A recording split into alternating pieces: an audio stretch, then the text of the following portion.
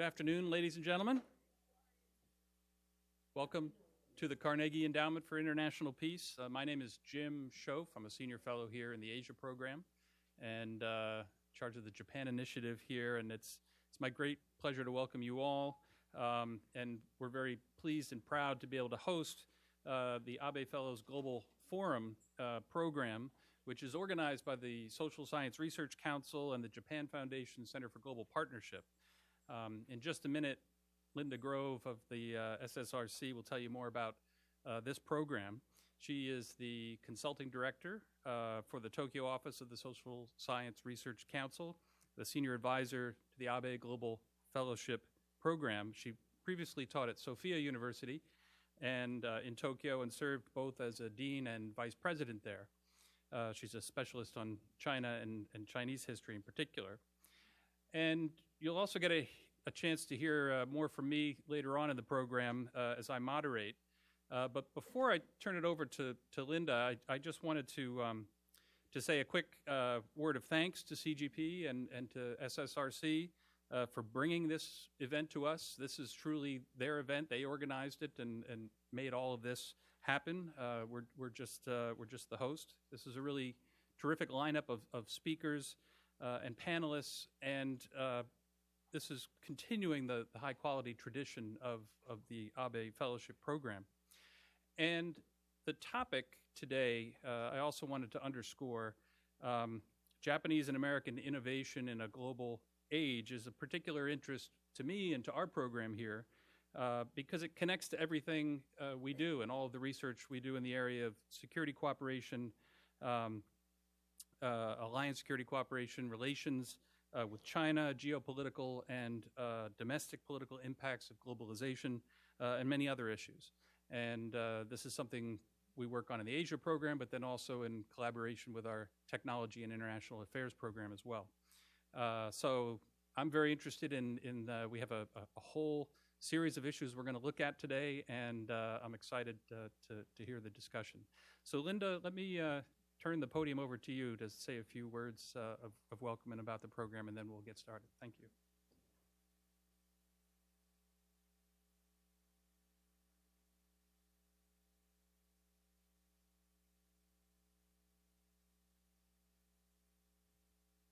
Good afternoon, everyone.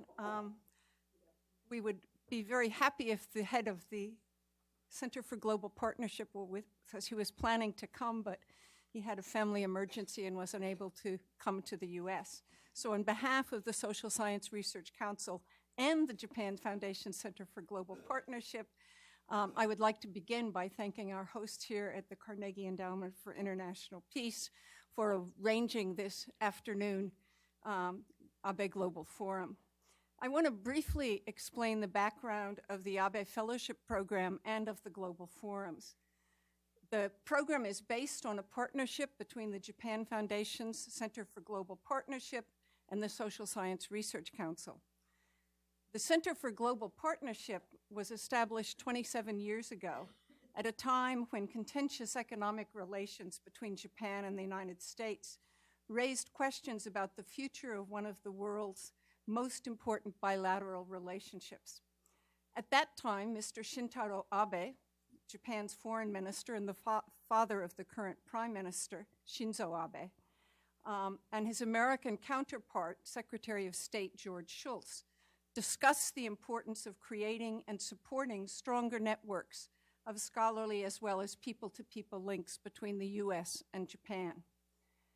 On the American side, the Social Science Research Council is one of, or maybe the oldest American general social science organization, originally founded bringing together the heads of discipline-based social science organizations, created almost a century ago, and has played a leading role in supporting innovative social science research in the United States and in many foreign countries globally, and the use of social science knowledge in forming public policy. The Abe Fellowship Program grew out of the shared commitment to supporting high-quality research on important global concerns, building collaborative networks, promoting transnational lines of inquiry, and ensuring the results of the research that the results of the research reach a wide group of policymakers and the public at large. In the years since its founding in 1991, the Center for Global Partnership and the SSRC have been partners in designing and running the ABE Fellowship Program. The ABE Fellowship Program supports international and comparative research on issues of pressing world concern. It celebrated its 25th anniversary in 2016. Over the years, the program has supported 419 ABE Fellows, including 40 journalism fellows. And this diverse network of scholars working in a wide range of fields plays a major role in the US-Japan intellectual collaborations and exchanges. The ABE Global Forum is a new initiative launched in 2017 to share the knowledge of the ABE Fellows with broader audiences in the United States.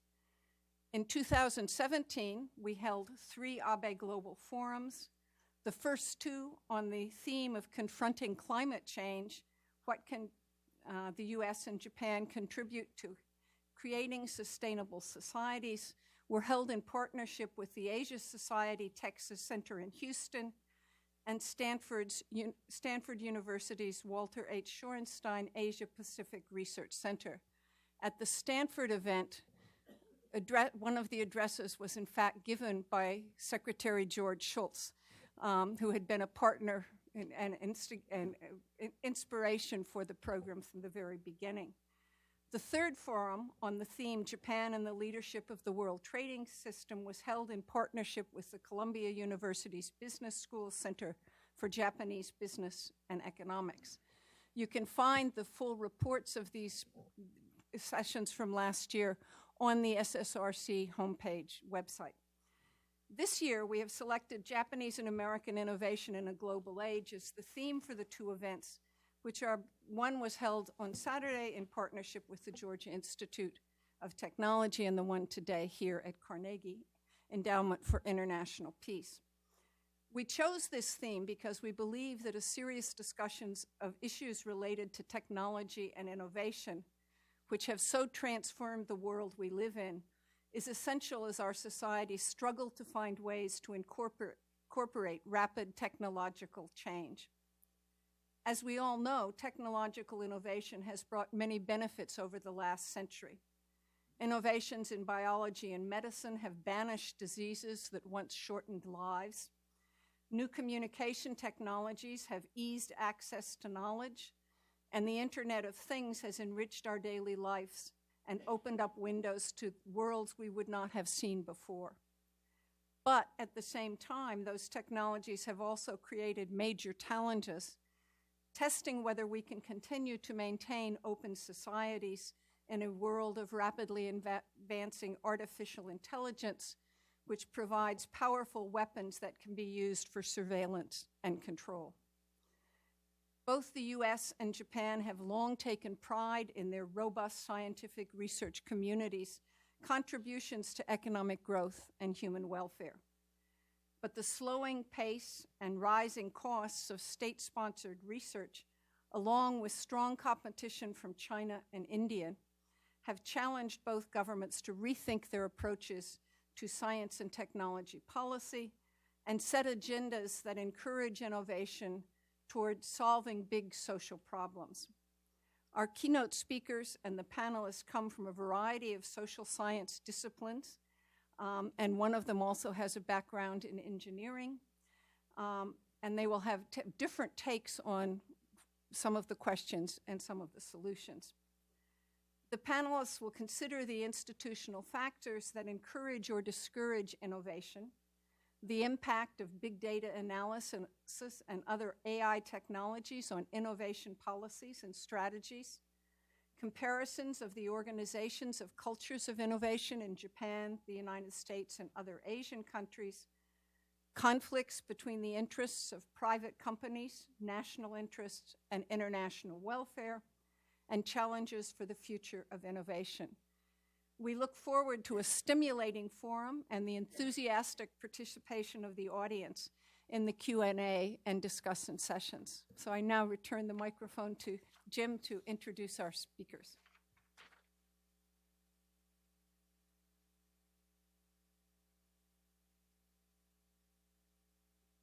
Thank you very much, Linda. You did a terrific job of highlighting the dynamism of this issue. It really cuts at the heart of what both of our countries are struggling with right now in terms of promoting and also staying on top of the innovation cycle. And I'm particularly pleased to welcome our keynote speaker today, who is perfectly positioned to talk to us about some pretty interesting policy approaches, and I'll let him go through the details. But I find what Tokyo is trying to do quite interesting and relevant to today. Dr. Takahiro Ueyama is our keynote speaker. He's currently executive member of the Council of Science, Technology, and Innovation, or CISTI, in Tokyo. He's a graduate of Stanford University and Osaka University, later teaching also at Sophia University on the Faculty of Economics, and served as dean there as well, and then as professor at Keio University for policy management until 2015. And then he went on to be vice president at the National Graduate Institute for Policy Studies, or GRIPS.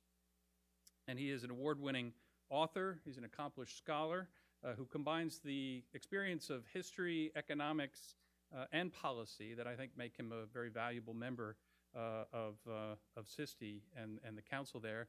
And he's going to talk to us about the latest views from Japan and the Japanese government on these issues. So, Dr. Ueyama, let me give you the...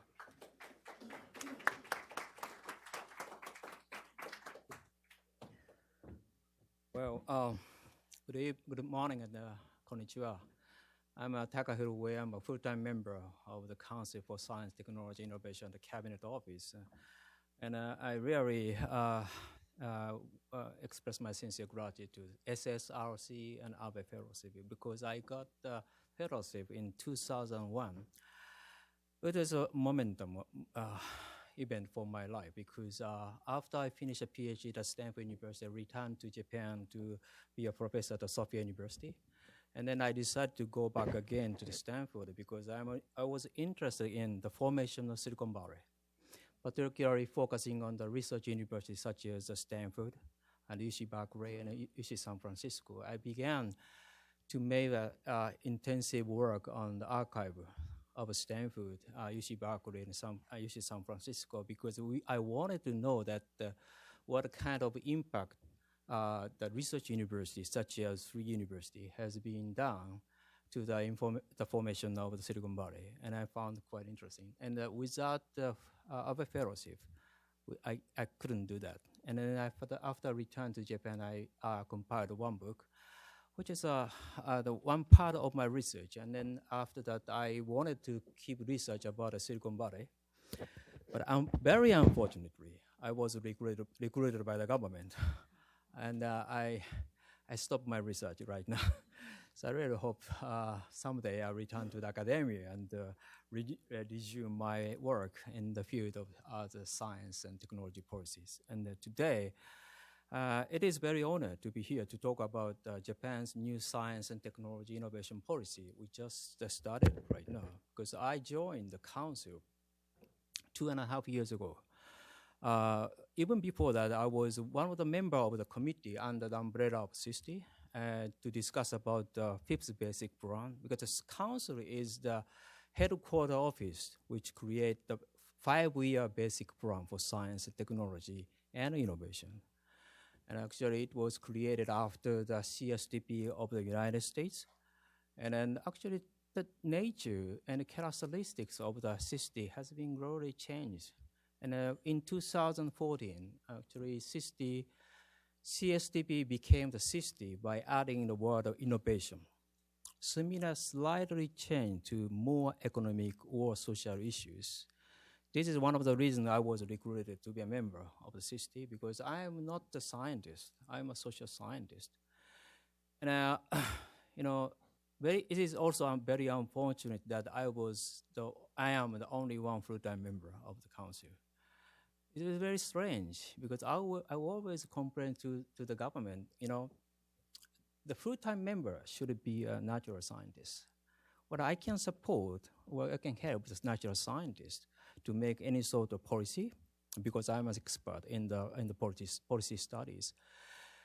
But for some reason, it is a kind of very interesting story actually there, very complicated, very political, and I don't want to get into that detail.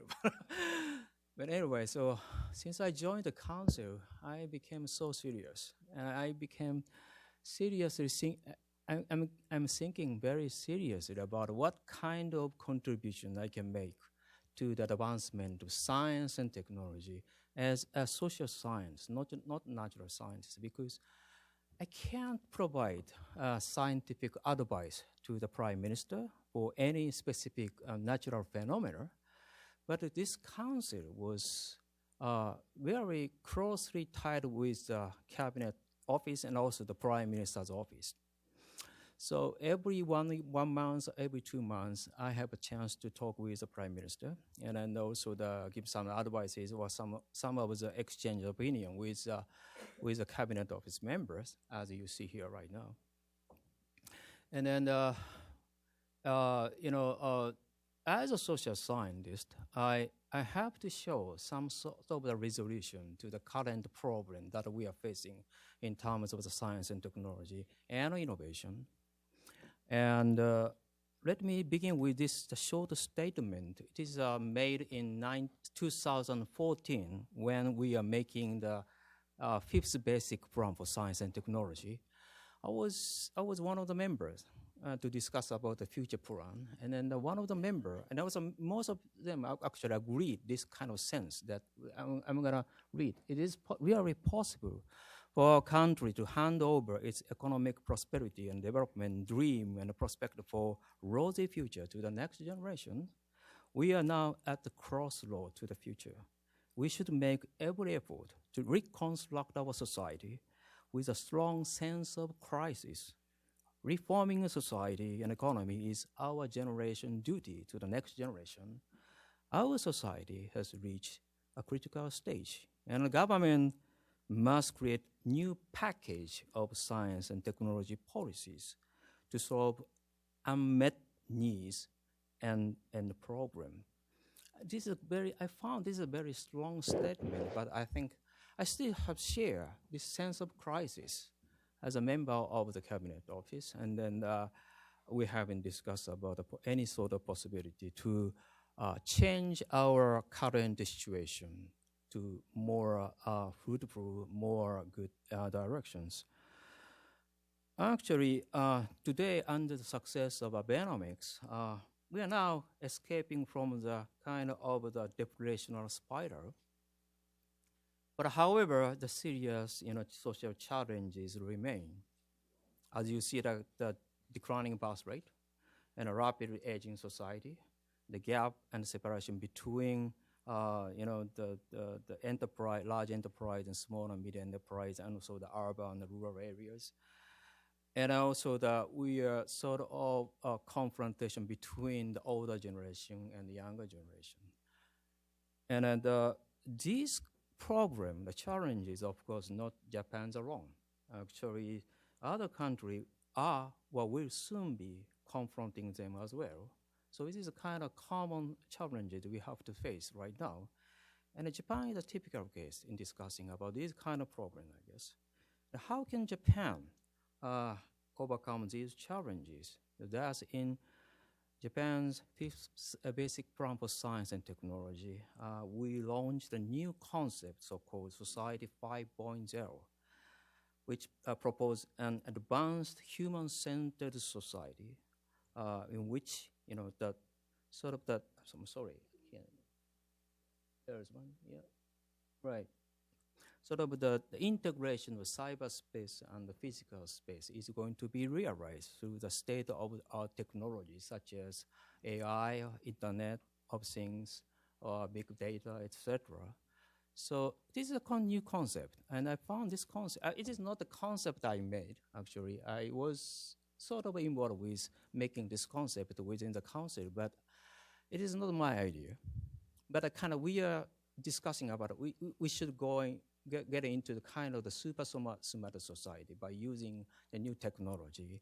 And this concept represents a quite interesting connotation, very Japanese actually. very, very much highly advanced human-centered society in which everybody can enjoy the services, the product, regardless in gender and language differences or places, etc. So very much egalitarian society we are considering right now, and this is very Japanese one. And also the concept itself is quite neat, very Japanese. Like this is a kind of representation of the picture of the society 5.0. The following the hunter-gathering society, this is number society 1.0, the agriculture society 2.0, and then the industrial society that launched a new and the mass production and mass consumption through the industrialization 3.0, and the information society that merged the communication and the computer. And then the society 5.0 means the fifth chapter in human history, in which the problem that previously could not solve became solvable as people and things are connected and all technology converge. And also that in order to create overall technological platform for society 5.0, the city chose 11 fields such as energy value chains, healthcare, global environmental information, internet, intelligent transportation system, infrastructure maintenance system, disaster or preventative system, etc. So we wanted to construct kind of big data to deal with this kind of new technology in the cyberspace. And then any sort of information which is yet to gather from the sensor installed in all of the things in the society and created a kind of big data. And it's going to feed back to the humans in the physical society. That is the basic idea. You can see that all of the mass data is going to be gathered to the central places in the government or somewhere, and then also it's going to be fed back to the physical society. So I said, this is not a concept that I made, and also sometimes, it is very weird. I found when I first heard this concept. And also, I always ask myself, where is a society 5.0 in Japan? In order to make this society reality, we have to focus on some part of Japan is going to be transformed to the society 5.0. So where is the society 5.0? Sometimes people say that the Kyushu might be the example because a lot of people there and a lot of technology there. And also the independent concern is going to be available in that field. And also that Tokyo might be a good example for the society 5.0, but I don't think so. I can't find any places in Japan the society 5.0 is really realized. But since I joined the council, we actually have been discussed a lot, and also going somewhere like here, talk about a society 5.0. The concept of society 5.0 became so popularized, particularly within Asia. For example, China approached us. They are very interested in making a society 5.0 in somewhere in China. And their proposal was very interesting to us that, they're going to provide a city, any city you can choose. And we're gonna provide any as much as possible. We're going to use the money to create a society 5.0 in any place in China. Well, Singapore government also approached us that this is a very interesting concept. And Thailand and Ukraine, this kind of government became so interested in this kind of concept. So I find that the concept itself quite interesting, but it's so difficult to make this reality. But as I said before, as a member of the council, I have to think very seriously about how to make this concept a reality in somewhere, not only Japan, but also somewhere in the globe. The need to make this concept of Society 5.0 into reality is a kind of big issue for me. And also that I don't have time to get into the detail. The second point that we are now facing the declining of research productivity.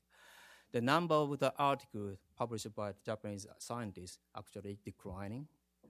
The top ranked paper, the 10% cited paper, is also declining.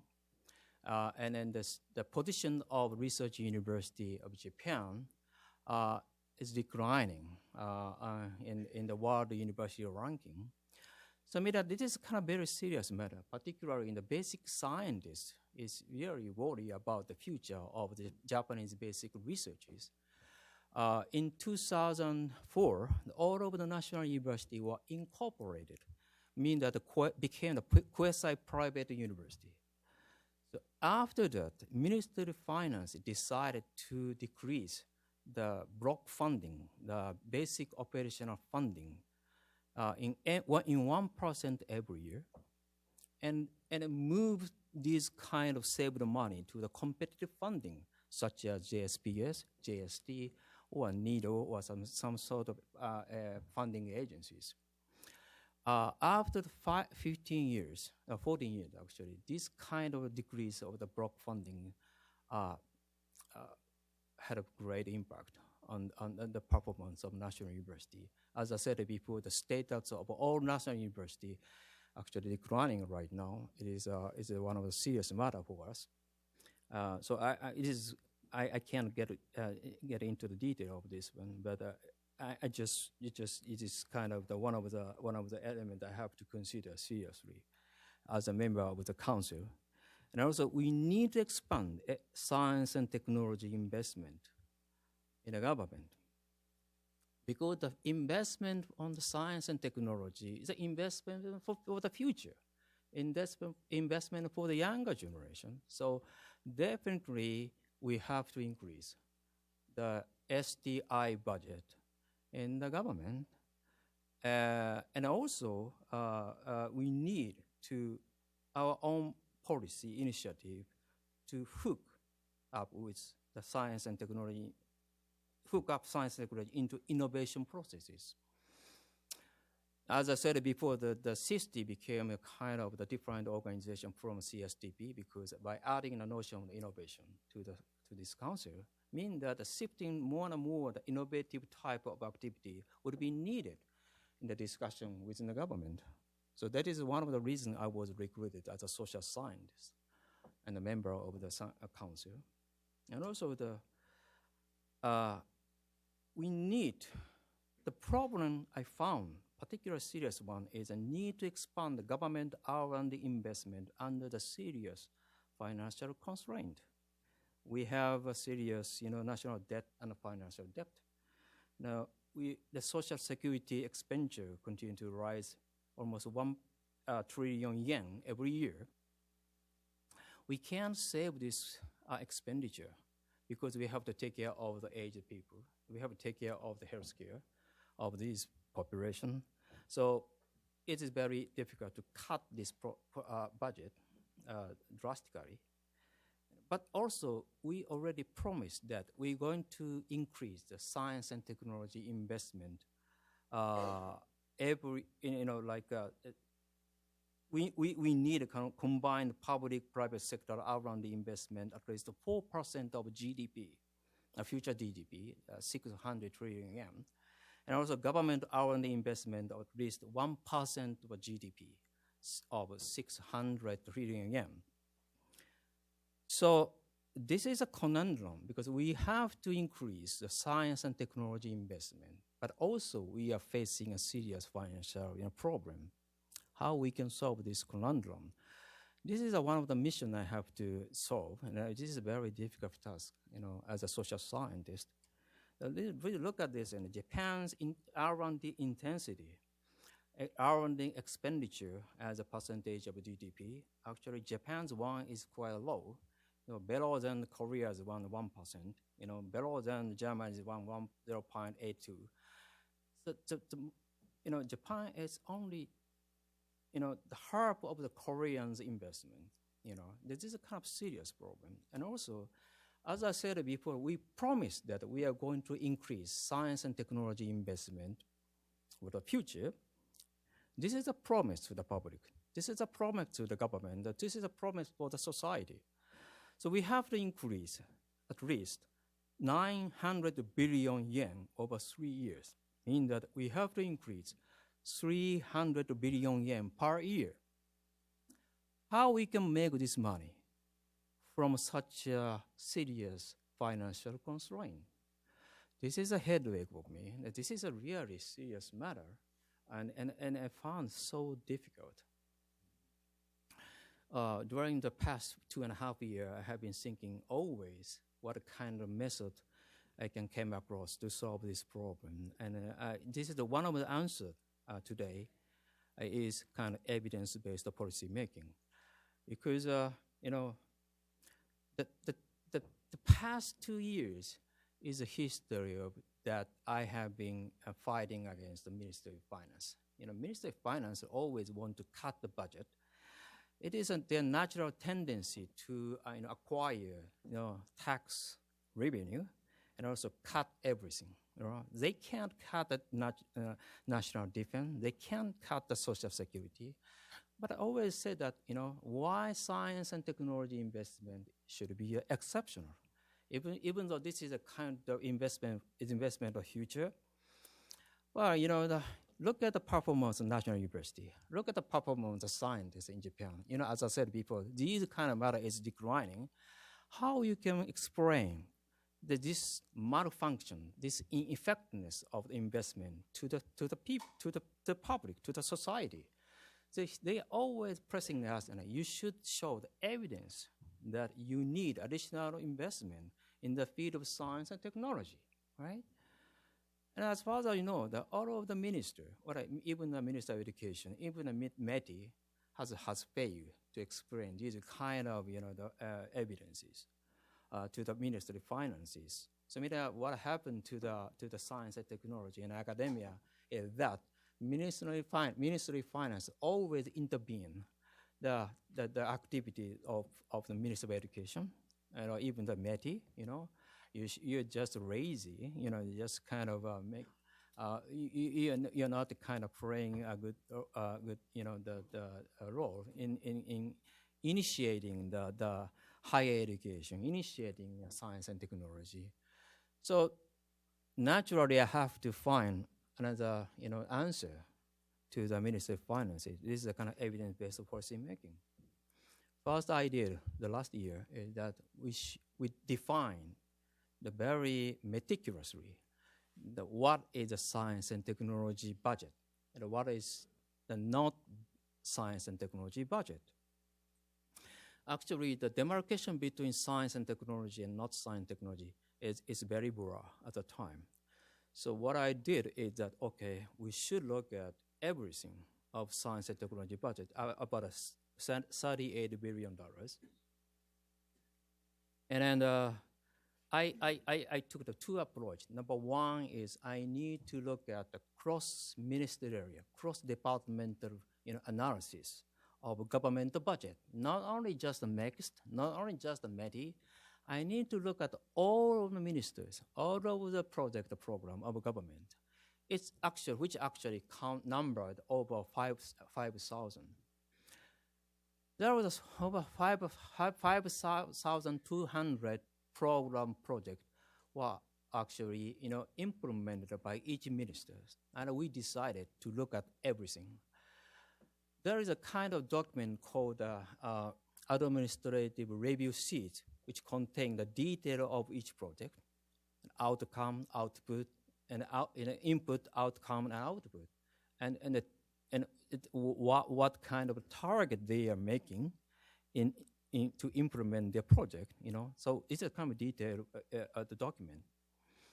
So we collected these over 500, about 5,000 documents and make a natural language analysis by using machine learning to understand the depths of a linkage between the terms used in the document with our science and technology, the plan. So we matched kind of the chapter by chapter, section by sections, which chapter is going to supported by next METI, Minister of Healthcare, Minister of Transportation, etc. So you find out why this project can be implemented by which minister, which minister of the project. Number two is that institutional approach. Look at this one. It is kind of $3.45 billion. One third is actually implemented by each minister. About 38% or 40% were implemented by each minister here. This one is right. The other one, this is university. This is a kind of block funding to national university. This part is about 30% is used by the national institute, like the Riken or Sansoken or some sort of the big national institute are there. So I wanted to see everything inside this, to understand and to make a clear-cut planning for science and technology with the limited amount of government money. And then 5,000 here.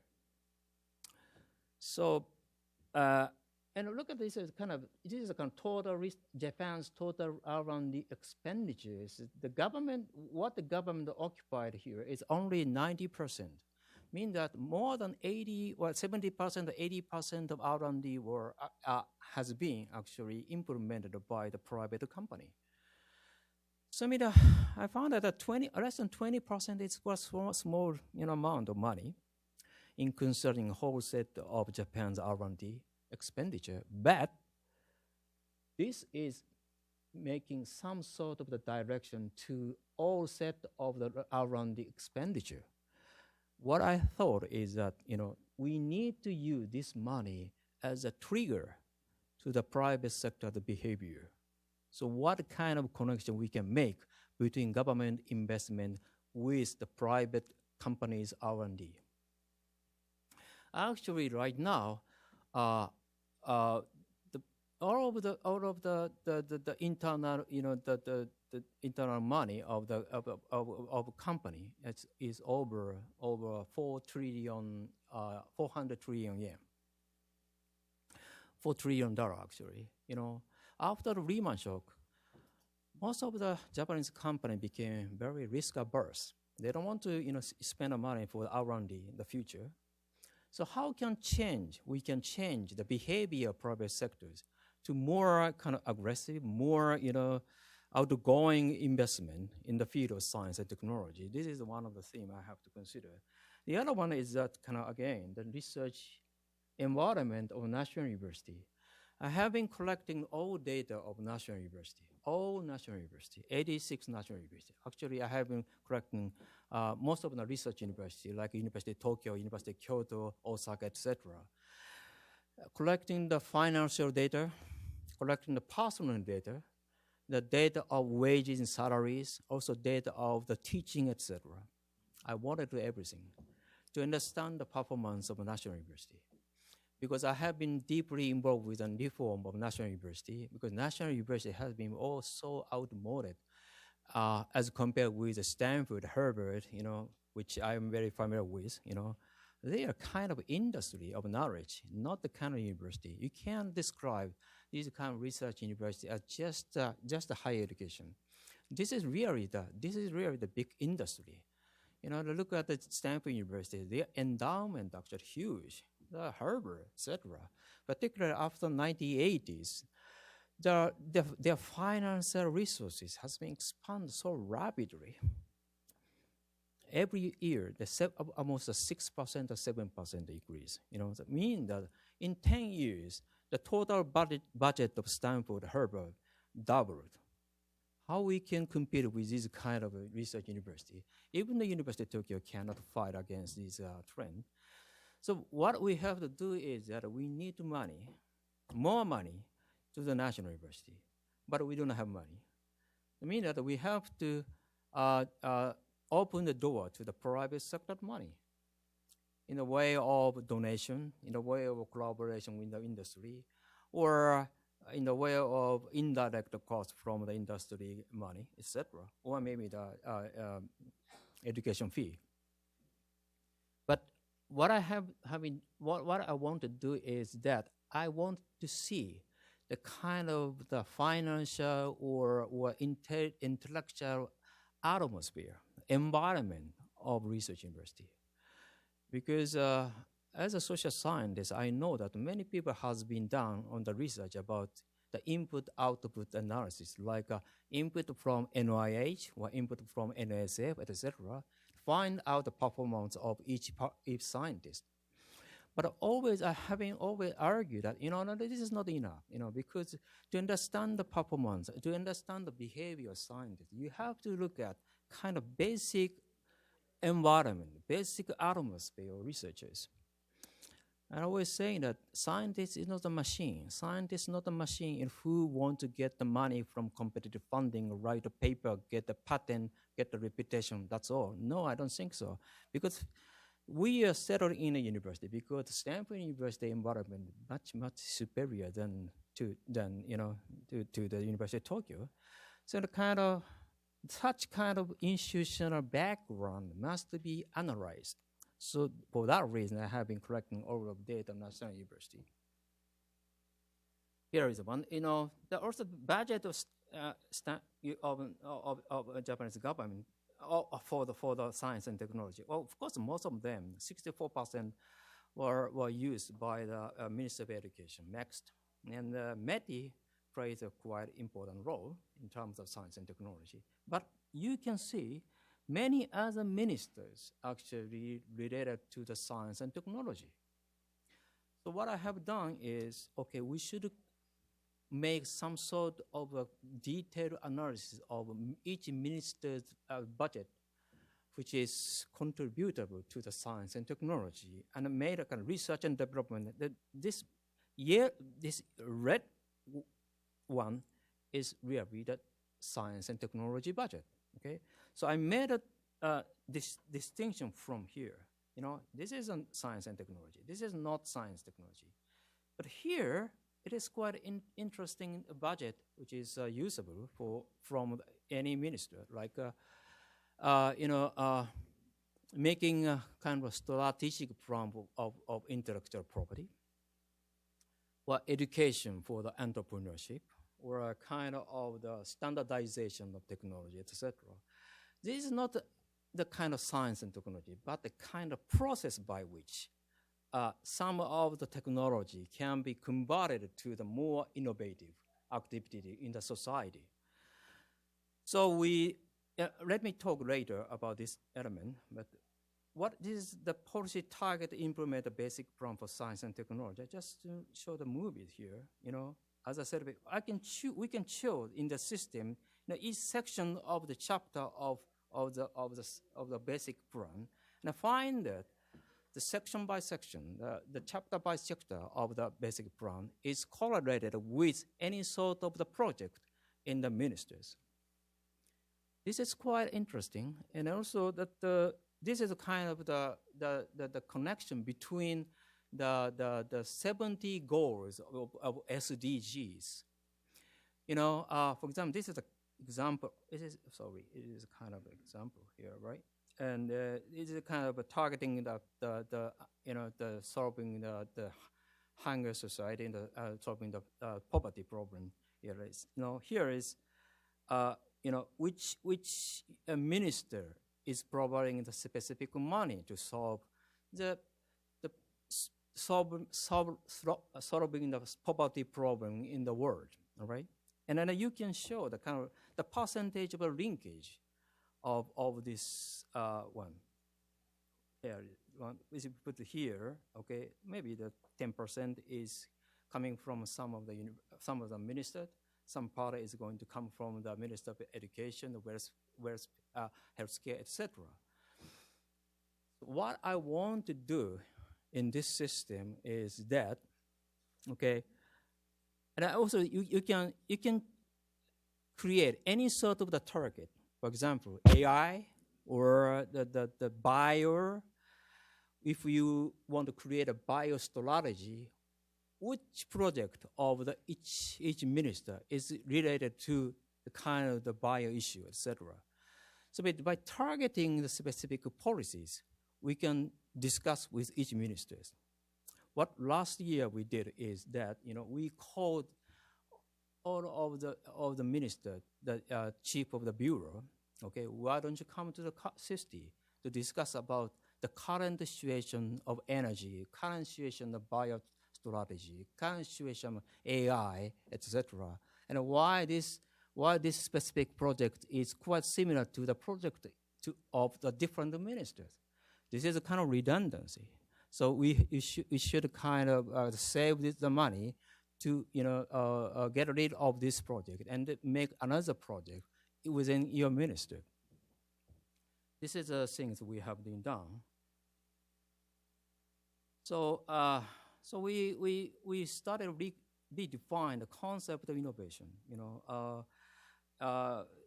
So I don't want to focus on the kind of just economic issue of innovation. I just focus on the process in which that some sort of technological advancement is going to be converted into more innovative activity in the society, right? And then, for example, the strategic policy for intellectual property, or government procurement, or a new type of SBIR, which is not usable in Japan, and a standardization of the specific technology, or the concept of society 5.0 should be standardized in the global setting, such as you see in the case of Industry 4.0.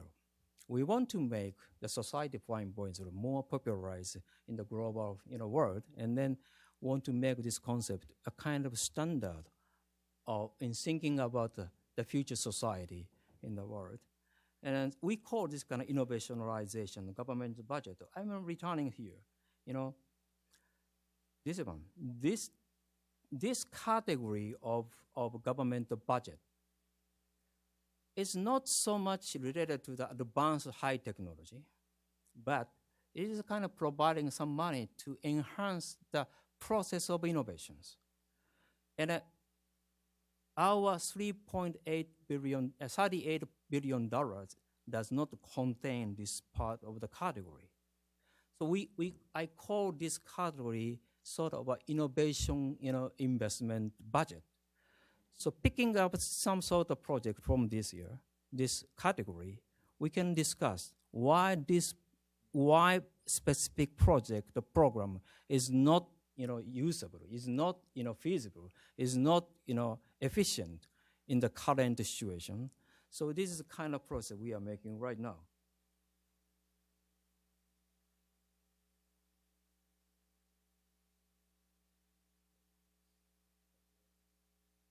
Oh, sorry, stop.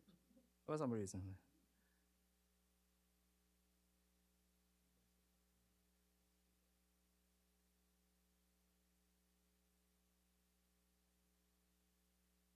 So as I said before, I'm not a natural scientist. As a social scientist, I have to consider a different type of approaches, science and technology policies.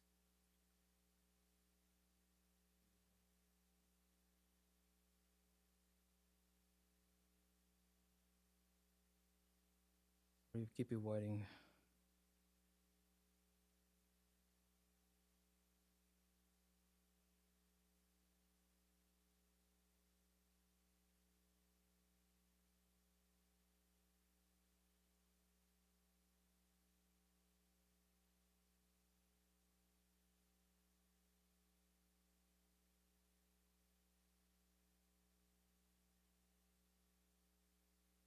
Yeah. So this year, actually, the intermediate year of the basic plan, of fifth basic plan, we launched the new type of strategy called Integrated Innovation Strategy 2018. And in the process of creating this strategy, actually, we decided to integrate all sort of the functions related to science and technology under the aegis of the city. We made a kind of the minister meeting with the chief cabinet officer of the Suga Kampo Chokan as a chief, and then created some meeting, and through that kind of integrated political meeting, we decided to order each minister how to manage you are doing successfully or not about the science and technology related to the budget or not. So that is a kind of concept, the integrated innovation strategy. Basic concept is that current structure is very rigid, so we should make this more flexible and agile structure. And the background is, well, global game has been changed so radically, so we have to catch up with this kind of situation. We are kind of way back, so we have to make some pass away from the past trajectory of SDI policies. And then we need a kind of very much comprehensive strategy on science and technology in 2018. Number one idea is a kind of university reform, as I mentioned. We reformulated National University, a core center for the science and technology, and also the core center of knowledge-intensive clusters. So we created the new style of research university. Like first we did is we categorized all 86 national university into 3 layers. One is very high-ranked university, such as University of Tokyo, Kyoto. It's a world-class university, which are very strong in all fields. Number 2 is research university, which contains some sort of a competitive field, but it's not all. The last one is a regional university, which can be contributable to the regional society and regional economy. We want to change the kind of governance and management style of a national university from just a national one to more private type of university. And we already changed the kind of the tax deduction system of national university. So right now, national university will be able to accept the stocks as a donation and keep the stock within the national university. But before that, they have to sell all the stock they accepted from anybody, but right now they can keep the stock and sell whatever they want to find. This is kind of very good or not. So this is kind of 3 categories. And also the last year we created a designated new category called designated national university. We want to create a kind of seriously world premier university. And we chose 5 universities as designated national university, include University of Tokyo, University of Osaka, Kyoto, Tohoku, Nagoya, that's all. So probably other national universities want to be selected as a designated national university, but they have to, show their evidences why they have to be categorized as a designated national university, etc. Also, we create a kind of the data policies. We have 3 types of pillars of the data solution fusion. We consider the data is a kind of source of the innovation. Number 1, data is social data. It's going to be a platform for the society 5.0. It's a kind of combination of the government data, which is huge, with the data of a private company. We want to create a kind of linkage between private sector and the public sector in terms of the connection of that useful to any further approach in the society. Number 2 is academic data. In the face of the open science movement, we are going to open some sort of research data to the globe, but also we want to create a kind of closed and open strategy of research data. Particularly, we are providing a big public funding to the scientists, and then now, probably in the future, we want to collect all of the research data from each scientist, because by collecting the data from National University, what I'm doing is that I'm putting all of the people, the ID number, including a professor, a postdoc, etc., to find out their performance, within the university. And then we're going to ask them, why don't you give your own data?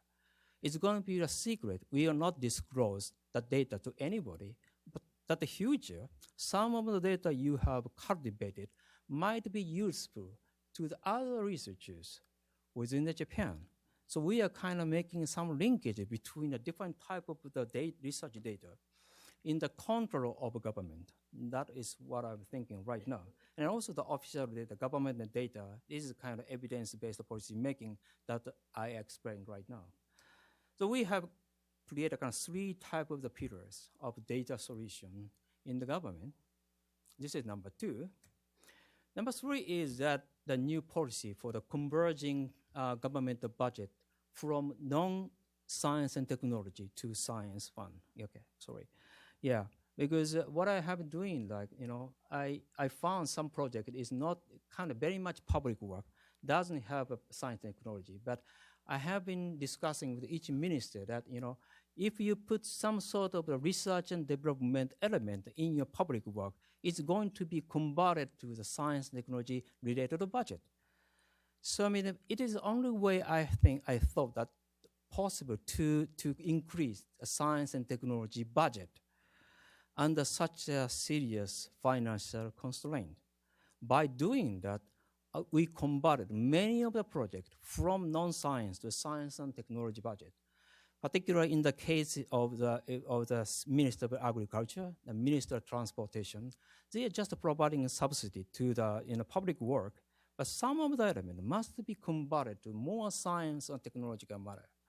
Like if you use icon selection to keep the infrastructure, you can make some sort of research and development in your budget, or you can create a self-driving tractor. You can make this kind of investment or science and technology investment in your public work in the field of agriculture. Okay. By doing that, we successfully increased the science and technology budget 7% from last year to this year, about $2.5 billion.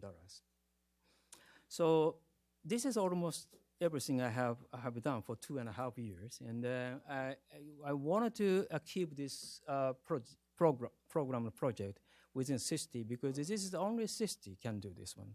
So all of the headquarters within the government is going to be integrated into the 60, and if that is going to happen in the near future, probably 60 is going to be no longer the same organization as we see right now. It's going to be maybe different council, but different organization within the government, and probably politically powerful.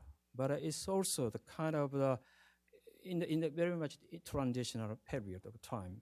That is one of the reasons I was left alone in the council, because I think that my position is very much transitional. So someday I want to recruit a natural scientist to be the member of my council. But until that, I wanted to work this work, duties within the government. Thank you very much.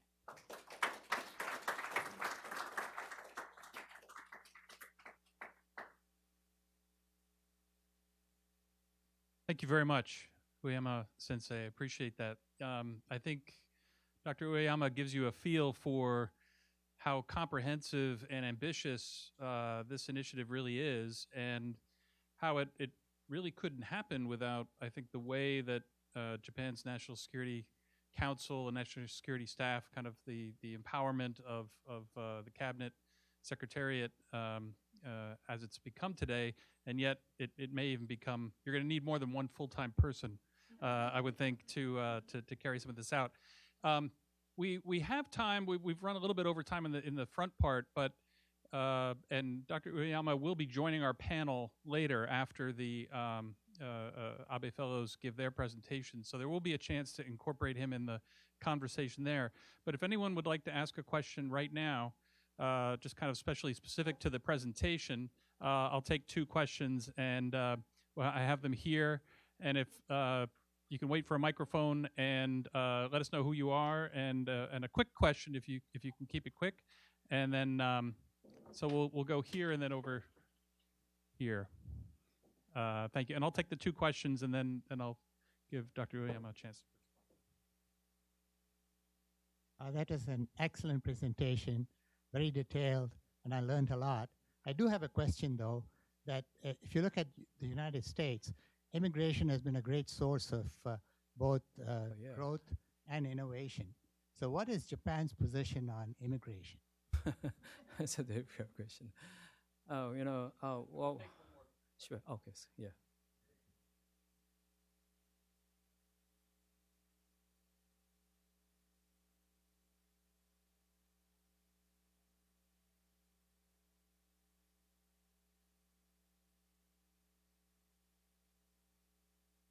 Uh-huh.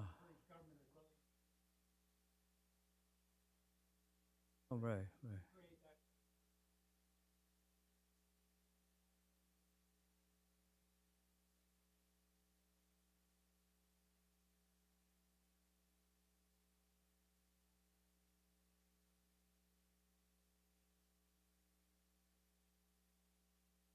Right. So the first question is immigration. Because I was educated in California, it is a place for the immigrants. That right now, I have been always talking with the government that we should allow more, high-profile immigrant to Japan. Particularly, get a PhD, I made MD, MA, or MD in other country. We should, invite these kind of person to Japan. But so far, it's very hard because the financial situation of academia is not so good to the researchers in other country. We want to recruit any of the immigrant, high-profile immigrant, but we can't provide high, standard of salary to the person. So for that reason, I have encouraged the university get more money from private sector. Let them give kind of the seed money to the person who recruited from the other country. That is only one thing. So I am focusing on the high-profile immigrant, not the kind of ordinary immigrant. But also that we are going to open the door to the immigrant. As you see the current situation, the Abe administration actually slightly opening the door to the immigrant, actually. So it's going to be happening, another thing, I guess. So your question is that, I'm very familiar with the kind of policy making in this field, of other country. But as far as I know, there is no country has been done the kind of the analysis I have been doing. Number one, the cross-departmental analysis. No country has been done, actually. Even the UK has not been tackled this kind of approach. Number two is that intensive collection of university data is also impossible, particularly impossible in this country. I guess at Stanford, Harvard will not allow, use their internal data to the government. No, they're going to decline at all. But since I try to collect the data from national university, it is possible. It takes a time, but I can persuade the president of each university. I can talk to the president of National University of Tokyo, University of Kyoto. Okay, we need this data to create the new style of policy making regarding science and technology. So they agreed. They provided data to me. So I think that is very innovative, I guess. No other country have been done. And it is a very new challenge, even for the policymakers in any sort of government, I guess. Yeah. And that kind of source to connect, make a linkage between the research, the basic research with the entrepreneurship or startup, etc. It's going to make a new phase. I think, as I told you, that the 2018 will be remembered in 10 years. I guess that is a watershed year in thinking about Japan's, entrepreneurship. Japan's kind of the startup atmosphere, because now many graduate students at the University of Tokyo want to create their own startups on the basis of science and technology. This is quite a new phenomenon, actually, I found. Thank you very much, Uyama Sensei. And we're going to get a chance to dive into even more detail in this after our presentations from the scholars. We're going to take a very short break, 5-minute break, just to get ourselves set up here and get our panelists mic'd up. We'll hear from them one at a time, and then we'll all get up front and have our group discussion and have more time for audience interaction. So 5-minute break, and then we'll get started. Please join me in thanking Professor Uyama for his presentation.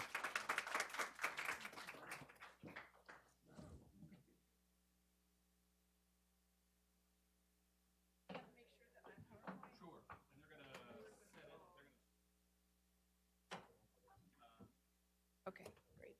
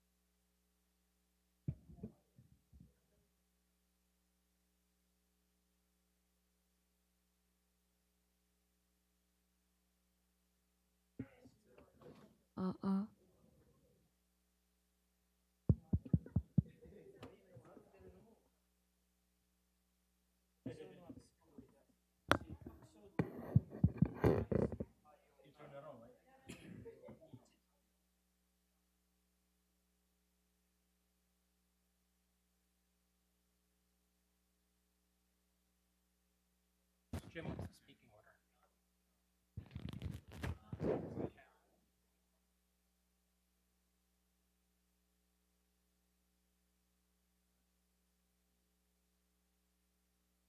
IBATA-ARENS, then Yarime.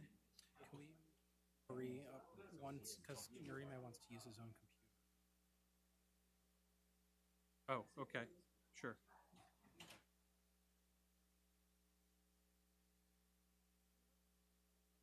We're actually going to have you second now, if that's okay. Only because Yanema Sensei wants to use his own computer, and that so will rather make it than to move it twice, perfectly fine. so that means she'll be seated next to Catherine over there. Problem. Doubly dealing with.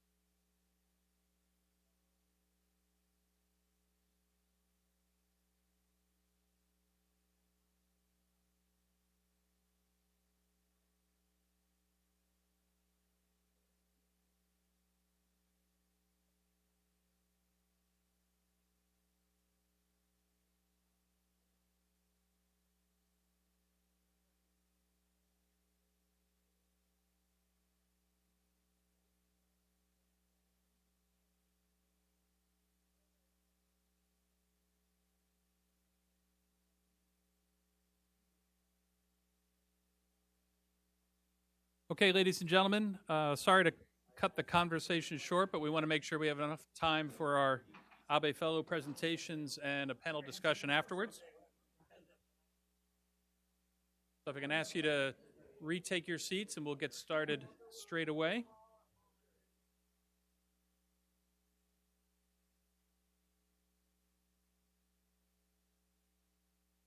Thank you very much. So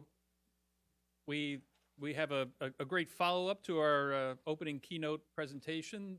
3 of the ABE Fellows are here with us today, all focusing on different aspects of the main topic of the day. We're going to take each presentation in turn, and we're going to begin with Dr. Catherine IBATA-ARENS. She is a professor and director of the Global Asian Studies program at DePaul University, where she is focused currently on innovation and entrepreneurship in Asia, science and technology, policy, and women's economic empowerment. She has a book coming out soon entitled Beyond Techno-Nationalism, Biomedical Innovation and Entrepreneurship in Asia, and she will draw upon that work to talk to us about networked techno-nationalism. So I'm very pleased to welcome Catherine to the stage to tell us about her work.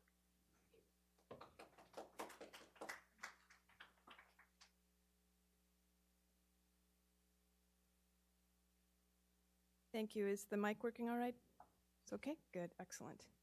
I'm just going to set up my little clock here so I can see my timing. Thank you to our kind hosts here, our Carnegie Endowment for International Peace, including our moderator, Mr. Jim Schoff. I'd like to also extend my deep gratitude to the ABE Fellow sponsors, the Japan Foundation Center for Global Partnership, as well as the Social Science Research Council. The Social Science Research Council and the CGP are represented today by Mr. Moto Ono and Ms. Nicole Restrick-Levitt, and these are the 2 folks who make sure that we all are constituted as a group on our roadshow, and that we get to where we need to go, and that we have good synergy between all of the members of the group, and that we act responsibly and everything, and they are actually the power behind the scenes. So I'd like to give an extra special thanks to them and actually give them a round of applause for all the hard work that they've done. So again, I'm very honored to be here today sharing my insights with you from decades of research on Japan and other countries in Asia and the world about innovation and entrepreneurship. Before giving you some of the hard data from some of my recent research projects, I'd like to reflect on a time when I was a young postdoctoral researcher doing work, actually finishing up my dissertation work as a young Fulbright dissertation fellow to study entrepreneurs leading small and medium-sized entrepreneurial firms in Japan in the late 1990s. And you may all know by now that was the first decade of what would become several what have been called pejoratively lost decades. But anyhow, in September 1997, I arrived at Tokyo University at the Research Center for Advanced Science and Technology to be hosted by a now retired researcher by the name of Kodama Fumio sensei. He is mostly known in Japan as one of the key architects of the concept and the policies related to university industry partnerships, known in Japanese as Sangaku Renkei. For 2 years as a Fulbright dissertation fellow, I, a fourth generation Nikkei from the Japanese global diaspora, I and my research were supported by mentors, including Kodama Fumio sensei, who were not afraid to challenge the status quo and support junior women like me, and in my case, a foreign one at that. This included introducing me to other mentors in their personal networks and to government officials, entrepreneurs, and others to interview for my research. I will return to this notion of diaspora a little bit later. In my 2005 Cambridge University Press Innovation Entrepreneurship in Japan, I found that certain entrepreneurial firms survived and prospered despite the then lost decade, while their domestic competitors failed. Why?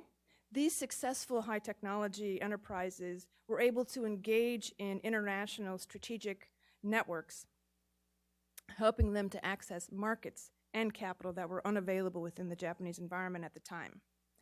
The same thing goes for the findings in my 2014 book chapter as part of the Global Entrepreneurship Monitor special series on global women entrepreneurs, in which I focused on successful women in China and Japan.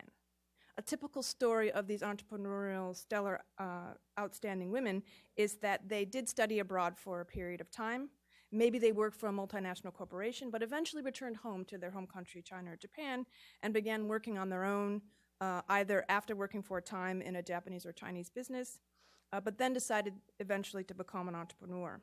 In this typical scenario of successful entrepreneurial women, international networks compensate for lack of and weaknesses in domestic business networks, in particular in terms of accessing venture capital and other advice. In recent decades, Chinese, Indian, and other Asian entrepreneurs have been more successful at harnessing these international strategic networks than their Japanese counterparts. And I'll talk a little bit about why that is. But let me reflect to the 20th century in Japan, when Japan was in its high-growth miracle economy period, and Asian economies at the time emulated Japan in perfecting technologies in automobiles and electronics, gaining global market share, and eventually competing head-to-head with American industry. These countries, including Japan, often succeeded and then surpassed the US competition, thanks in part to state policies targeting these sectors of the economy. These countries did so under a vision that has come to be called techno-nationalism. Techno-nationalism at the time had equated national security with technology independence, and from Western countries in particular. And my Dai Senpai, Dick Samuels, has written a book about 25 years ago on the subject of techno-nationalism in Japan, in fact, and its intellectual lineage today. Fast forward to the 21st century, the new competition over emerging sectors includes biomedicals. The biomedical industry is comprised mainly of pharmaceuticals, but also medical devices. However, compared to the 20th century, the competitive landscape is more populated, and it includes rising competition from larger economies such as China and India. And like Japan, these countries have made a strategic bet on biomedicals and have invested at the national level in stimulating innovation entrepreneurship at the technological frontier.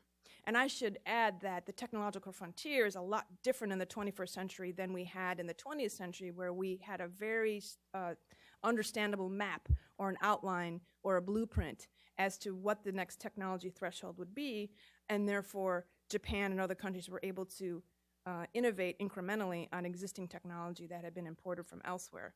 Entirely different scenario now. Biomedicals is a very new field. We haven't established any international standard for it.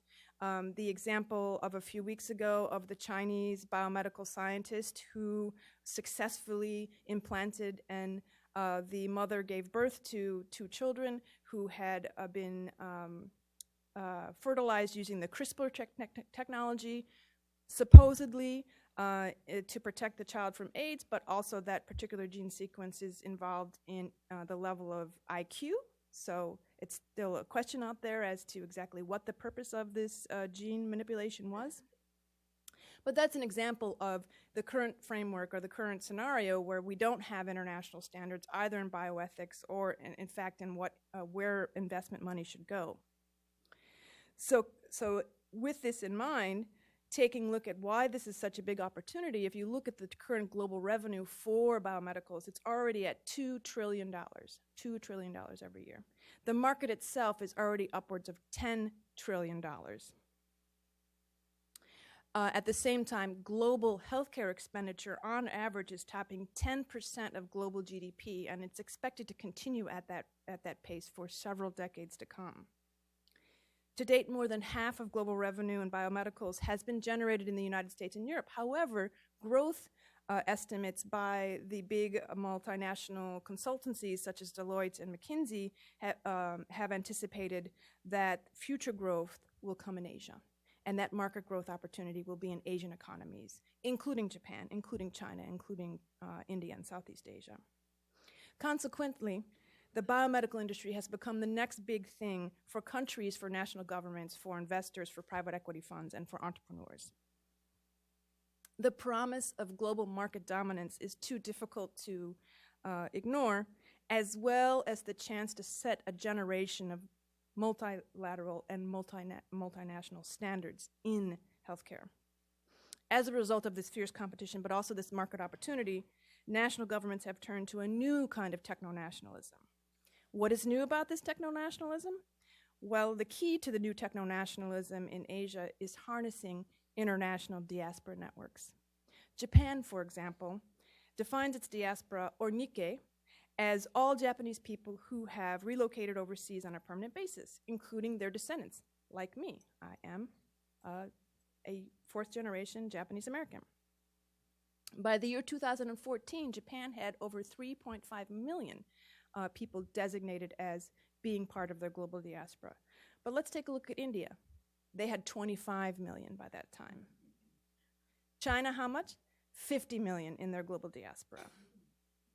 And in fact, by the time Japan had endured the end of its first lost decade in the early 2000s, both India and China had established entire government ministries whose entire mandate was to connect with their global diaspora talent, but also to connect with foreign technologists and foreign entrepreneurs and foreign investors and foreign innovators as a whole. Even Singapore, which explicitly has modeled its developmental policies and its state intervention in its economy after the Japanese success in the 20th century, even Singapore, with a modest diaspora in its international environment of 200,000, has also established a national agency to engage not only with its diaspora, but with foreigners in general. Viewing these trends through the lens of biomedical entrepreneurs, it becomes clear how the new network techno-nationalism at the state level translates into innovation at the firm level. And I have a number of cases that I could share with you, but I just want to talk about one of them. Share one case with you. This is Ms. Karan Mazumdar-Shah. She is in the top 20 list of one of the world's self-made women billionaires, and this means that she started her company and became a billionaire not because she came from money, not because she received money from a rich family member, but because she worked through her own sweat equity and built her multinational conglomerate through her own efforts. She is now not only India's richest self-made woman, entrepreneur, but she has a net worth as of 2018 of $3.3 billion US. But she had modest beginnings. Ms. Karan Mazumdar Shah was born in 1952 in Pune city in the state of Maharashtra in India. She learned the craft of brew making from her father, a master brew maker for Indian beers. Mazumdar Shah studied to be a brew maker like her father, studying abroad, like other women before her, in Australia, and became a certified brew maker in her early 20s, and returned home to seek employment in Indian breweries. However, unfortunately, no Indian brewery would hire her in this very male-dominated industry. She knew a lot about making beer, and we know in the United States that men drink a lot of beer. I don't know if that means that you can make better beer if you're a man, because you drink so much of it. But in any case, she chose a different path because she understood enzymes. So if you know anything about winemaking or beer making, you need a good base, a good enzyme base in order to stimulate the production of that fermentation. So she was approached in 1978 by an Irish entrepreneur who wanted to produce a digestive enzyme, and she knew the technology, and so they together started the company called Biocon. Initially producing the digestive enzyme papain, which is derived from the papaya fruit. Early on, she recognized that Japanese had the highest quality of enzymes, while the Japanese also produced these enzymes most efficiently with the least amount of waste. But ask yourself, why is Biocon an example of techno-nationalism? Well, under the regulations by the Indian government, there was a 70-30 split, meaning a domestic entrepreneur must hold 70% of the stock to that company, and only 30% could be held by a foreigner. And so she was protected for a time in her nascent entrepreneurial stage by government policy that was intended to build up domestic entrepreneurship even while receiving international money. But in any case, back to the story about making beer and making enzymes and making nutraceuticals. She dispatched Biocon scientists, a number of whom were diaspora returnees like herself, sent them to Japan to learn kojibe, which is the mold spore-based accelerant for producing sake and other wine products in Japan. She dispatched her technologists to learn and study Japanese enzyme production techniques. And from this study, she and her diaspora returnee talent team decided to pivot to biopharmaceuticals, starting to make cholesterol-reducing drugs and also insulin. And in fact, Biocon was one of the first Indian companies to be able to produce insulin on their own, with their own technology. Today, Biocon is India's largest biopharmaceutical company with 10,000 employees. And yet, she still found it a challenge to help stimulate more innovation and entrepreneurship in India, and she took many billions of dollars to establish the Biocon Park Special Economic Zone in 2006 in Bangalore. It is now one of the largest biotechnology parks in Asia. China's biomedical entrepreneurs and innovators have benefited similarly from national diaspora-friendly policies. Beijing Genomics Institute, whose diaspora returnees were connected to the Human Genome Project, which was funded by the NIH and the American government, benefited, as did other entrepreneur returnees such as Beijing. Due to time limits, suffice it to say that China's new network techno-nationalism is decades ahead of India's, and its entrepreneurial ventures have benefited likewise in number and also in scale. Turning back to Japan, what has changed since the first lost decade of the 1990s? First and foremost, it need not be said, is the economic rise of China, its entrepreneurs, its innovators, and the state interventionism. This has come in China and other economies with an increase in economic participation at all levels, including in high-growth new firm ventures with global reach. In light of the rapid growth of China, followed by India, the inspiration for the research of my current book in fact, frustration with the modest pace of change in Japan since my days at Tokyo University in the late 1990s. However, in Japan in 2018, presently, there is one bright spot, and that is that Japanese political leaders and our leading bureaucrats have signaled that women, who represent half of Japan's labor force, must be better integrated into the Japanese economy, in particular at the executive and board levels. This will, of course, benefit women. More importantly, though, this will be a potential solution to the skilled labor shortage caused by the aging society and low birth rates. Now, of course, this is notwithstanding radical change in the immigration policy of Japan. Right now, we're seeing a trend towards greater openness to diaspora talent, but also foreign talent generally, but it's happening at a slower pace than opening the executive suite to women, for example. So is the lost decades finally transforming into opportunities for Japanese women and men? Maybe. Where could there be more progress in creating the system-level pathways from Japan's what we know to be stellar innovation capacity to entrepreneurial ecosystem development? In my 2019 Stanford University Press book, Beyond Techno-Nationalism, I explore the connections between innovation capacity and entrepreneurial ecosystem development in China, India, Japan, and Singapore. In the book, I propose a new framework of network techno-nationalism to explain how countries, including China and India, have adopted this quasi-open yet fundamentally techno-nationalist stance in pursuing their own developmental goals.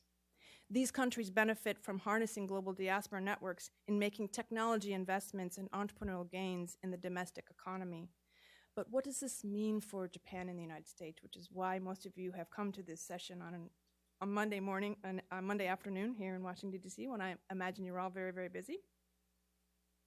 That is what must be done to improve Japan's entrepreneurial ecosystem and maintain the already good basis of entrepreneurial leadership at the technological frontier here in the United States. Some suggestions, not surprisingly, include building on existing international network connections. An example discussed in my Beyond Techno-Nationalism in this regard is the U.S. connections behind Shinya Yamanaka's research, and we know him to be the Nobel Prize awardee in induced pluripotent stem cell technologies. And Yamanaka has since taken that discovery and expanded on that and sponsored several hundred postdoctoral researchers at his lab at Kyoto University. However, that initial discovery was not made in Japan, in Japan's innovation system. That discovery was in fact made in the United States at Gladstone Institute, which is in San Francisco. But nevertheless, he was able to bring that social capital and bring those connections back to his home environment as a returnee from the diaspora. Likewise, we see the trend in Singapore, where Japanese entrepreneurs have been able to contribute to not only their own entrepreneurial creation, but also the domestic developmental trend in the Singapore economy, also in genomics and stem cells. And Chinese diaspora returnees are known affectionately in China as haigui, a homonym for sea turtle, but also returnee. To date, the United States, we have been the beneficiary of global inward diaspora talent, enhancing our American innovation and entrepreneurial ecosystems. For example, 60% of high technology, high growth Silicon Valley startups are started by either Indian or Chinese or Taiwanese entrepreneurs. That's just one example of one micro level ecosystem in the United States that feeds into the overall entrepreneurial ecosystem here. And even if these returnees or these members of the diaspora, after contributing to our economy in the United States, return home, those network synergies still remain in place. So building on these international connections includes embracing international, foreign, and diaspora networks. While Japan will never be able to compete with the Chinese and Indians on volume, as the previous statistics on the number in the diaspora have shown, Japan can compete on quality. Japan still has many, many gems to be found in frontier science and technology, S&T. It has great innovation capacity, as the example of the Kyoto University researchers in stem cells demonstrate. In the United States, global diaspora-friendly immigration policies could and should build on past success. Together, Japan and the United States are poised to extend their already strong bilateral security, investment, and trade partnership to a pan-Asian and an American innovation and entrepreneurial ecosystem. I'd like to thank you for your time and point out that a number of my publications are available free for download at ResearchGate, and there are some discount cards to my book outside on the table. Thank you very much.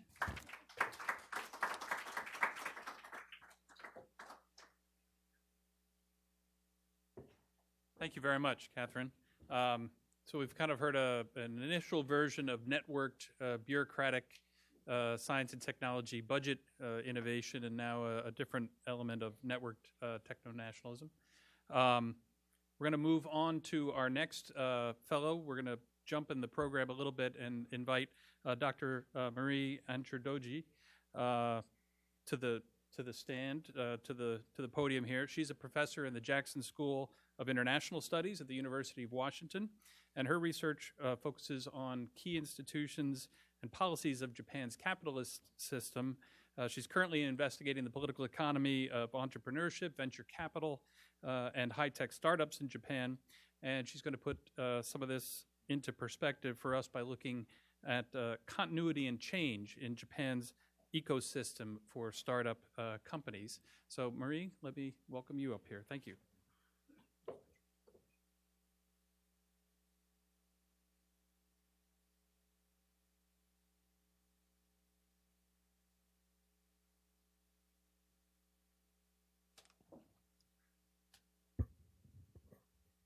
Thank you to the ABE program and also to the Carnegie Endowment for having us here today. I'm just going to briefly talk about my research related to venture capital-backed startup companies. Over the last 15 to 20 years, the rise of firms such as Google, Apple, Amazon, Facebook, together with research showing that new firms are key to job creation, is pressuring many countries to try and change regulations and social norms to create healthy startup ecosystems. By doing so, countries such as Japan, but also South Korea, France, and Germany are hoping to boost innovation and economic growth and create many new high-wage jobs. So today I just want to talk very briefly about what I mean by a startup ecosystem and some of the major changes that have occurred over the last 20 years, resulting in what I would argue is a healthy ecosystem, especially in the Tokyo area. So what do I mean by an ecosystem? I don't know how well you can read this, but it includes a lot of actors, the government, venture capital firms, large companies, entrepreneurs, universities, lawyers, accountants, and advisors. And these actors and relationships among them impact a nation's ability to create new sustainable firms. An ecosystem is embedded in a complex set of social and political norms shaped by history. Due to network externalities, the bigger the ecosystem, the better, but at least it needs a critical mass of experienced entrepreneurs, venture capitalists, financial, legal, and accounting experts. Only 10% of startups succeed. So the ecosystem needs to work in ways that do not punish failure too much. It must allow founders and venture capitalists to move quickly to new opportunities if their current venture fails.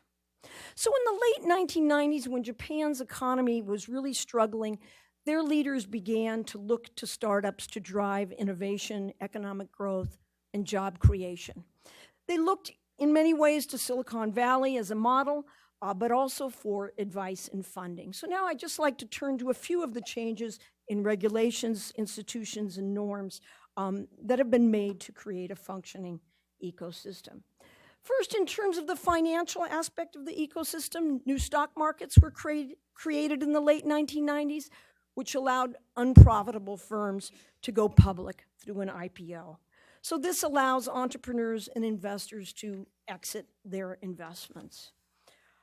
There were various tax policies, especially angel tax benefits to individual angels and corporate angels. Initially, these weren't used much, actually. They were quite cumbersome, but in the last few years, they're being used a lot. And in fact, 5 to 6% of new venture funding is now coming from angels in Japan. There have been several positive changes in the sources and types of venture capital funding over the last 20 years. 20 years ago, venture capital funding was basically a loan. It is now purely equity. Most funding, VC funding 20 years ago came from VC firms allied with financial firms. Today, that's down to about 60%. There's been a recent rise in independent VC firms in Japan. About 13% of Japanese VC firms are independent. This compares with about 84% in the US. And independent firms focus solely on financial returns. There's also been a recent boom in what we call CVC, or corporate venture capital, in Japan. These are funds established by old-line Japanese companies, Hitachi, Fujitsu, Nikon, and the like. About 80% of VC deals in Japan today involve corporate venture capital, compared to about 23% of deals in the United States. And there's been an overall increase in funding since the market really plummeted in 2009. It's bounced back to about $1.4 billion in venture capital funding in 2016. But the absolute amount of venture capital in Japan is very small compared to the United States. It's also relatively low as a percentage of GDP, but is quite similar to France and Germany as a percentage of GDP. One last change, 20 years ago, most VC funding in Japan went to very less risky later stage firms about ready to go through an IPO. Now the majority of venture capital funding goes to seed and early stage firms. There's also been great efforts to strengthen the labor part of the ecosystem to sort of reduce barriers to entrepreneurship. So state and business leaders are trying to encourage Japanese youth to think more about becoming entrepreneurs, or at least working for startups. But social norms do still work somewhat against this. For example, educated Japanese still prefer the security of a large firm. Though less than in the past, there is still some stigma against failure, although actually graduates of top Japanese universities can afford to fail now because there are enough firms, Rakuten, SoftBank, foreign firms, that will hire them even if they fail. Since 2006, limited liability partnerships in companies have been allowed, and so this allowed managers and investors to reduce the risk of getting involved in startups. In the mid-2000s, bankruptcy law and various other laws were changed, making bankruptcy much easier, quicker, and cheaper, and making it easier to reorganize a startup to survive. This reduces disincentives to entrepreneurship. Now, personal guarantees and stock buybacks have long discouraged entrepreneurs, but they have been improved recently. Until recently, actually, most founders of Japanese firms had to give a personal guarantee for loans, and even sometimes for venture capital. But these guarantees are less common today because Prime Minister Abe in 2014 fought with the banks to get rid of the requirement of these personal guarantees. But actually, the banks opposed Abe. So in the end, the personal guarantees are prohibited in principle, but there are exceptions. This is a very Japanese way of compromising. And the exceptions are when a founder's assets and his firm's assets are mixed together, which is, of course, fairly common. But still, due to Abe's strong efforts, many people had their guarantees nullified. Many received new loans without guarantees. So that has been great progress. Founders can also be pressured to buy back equity if a venture fails. In these agreements, founders commit to buying back stock from the VC firm at cost if, for example, an IPO doesn't occur in a specific time or if it doesn't lead to a specific payout. Obviously, powerful entrepreneurs can delete these clauses from their contracts, but most people cannot. But just in the last year or two, entrepreneurs are collectively pushing back against VC firms that require these buybacks. And in several cases, VC firms have been willing to take less than a full buyback. The labor part of the ecosystem is also being enhanced by Japan's move very slowly, but I think steadily towards opening up to more highly educated foreigners. About half of Silicon Valley startups, as Catherine said, are created by foreign-born people, so having more immigrants would clearly help Japan. It's actually quite easy now for educated foreigners to get visas, to even become a permanent resident in Japan. And new companies no longer require a Japanese citizen on their board. So yes, language is a barrier. It will be for a long time, but there are better opportunities today for foreign entrepreneurs than there have ever been before. Stock options have also increasingly motivated entrepreneurs in Japan. They've been allowed for about 20 years, but really have only been used for about the last 5 years. There's recently been an expanded role of large firms and universities in the startup ecosystem. Large companies are moving towards open innovation. Actually, they don't want to change, but they know now that they can no longer afford to do everything within their corporate group. So this means they are beginning to collaborate more with new firms and buy their products. Large firms are also beginning to acquire small firms before they go public through an IPO. Such exits by acquisition by a large company increased from 0 in 2013 to about 14% of exits in 2016. Large firms buying new ventures gives founders and investors another new exit option beyond simply an IPO. Large firms are beginning to think about other corporate practices and are trying to change them. For example, they're trying to speed up decision-making. They're also beginning to realize that rotating managers every few years hurts the quality of decisions and makes it such that no one is really responsible for their decisions because they've moved on before the results are even clear. So a few VC firms just in the last year or so have decided not to rotate their managers in and out from the head company. Every few years, they're allowing them to become VC experts and even to make financial benefit from their investment decisions.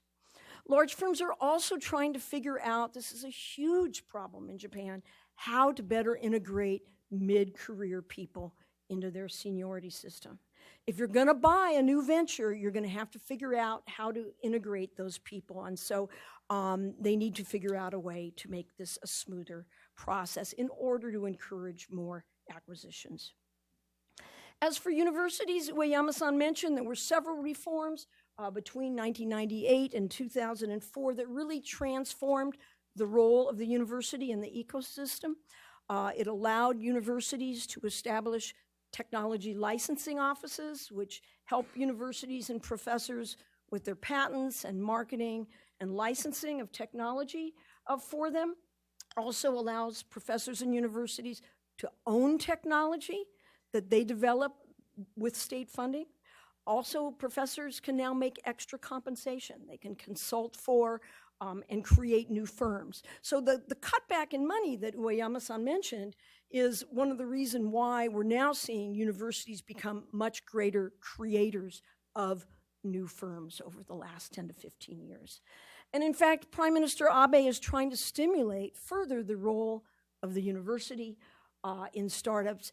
Just recently, he injected about $1 billion into 4 large venture capital funds at national universities, 4 national universities.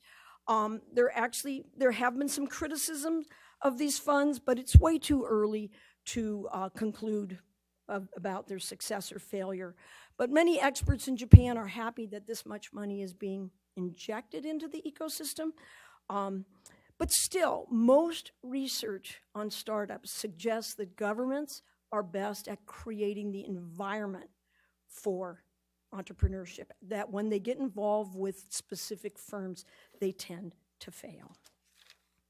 So as you can see from what I've already talked about, the government has changed its attitudes and policies quite a bit, but I just want to mention that there are also hundreds of other new programs under Prime Minister Abe to encourage entrepreneurship. Most of them have quite small budgets, and even government officials admit that some of them are redundant and they're kind of done in a sort of scattershot approach. But still, all the experts I talked to in Japan, they are very happy in general with the government's efforts since the late 1990s, but especially Prime Minister Abe has made a lot of policies to try and make Japan a startup nation.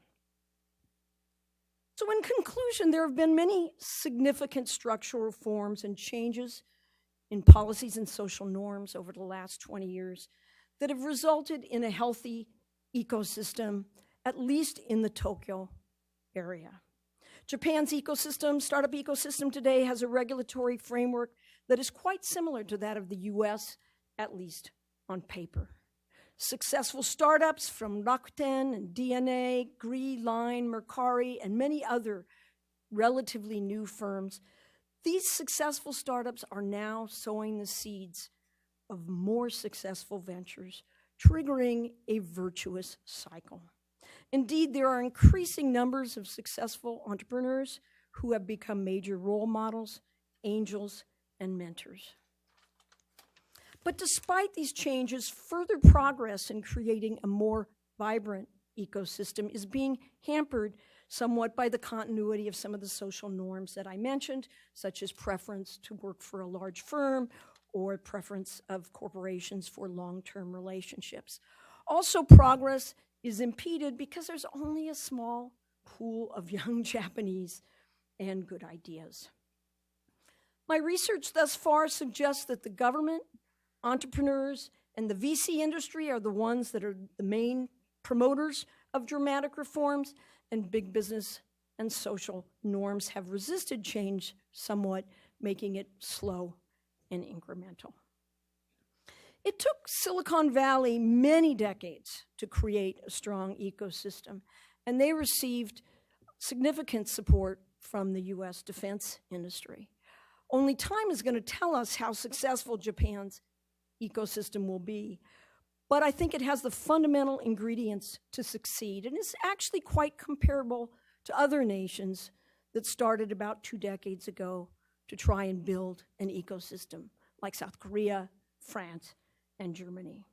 The efforts to create a healthy ecosystem, I think, also show that at least in the area of venture capital-backed high-tech startups, Japan has been successful in gradually shifting from a more coordinated market economy to one with institutions and policies characteristic more of what we would call a liberal market economy. Thank you.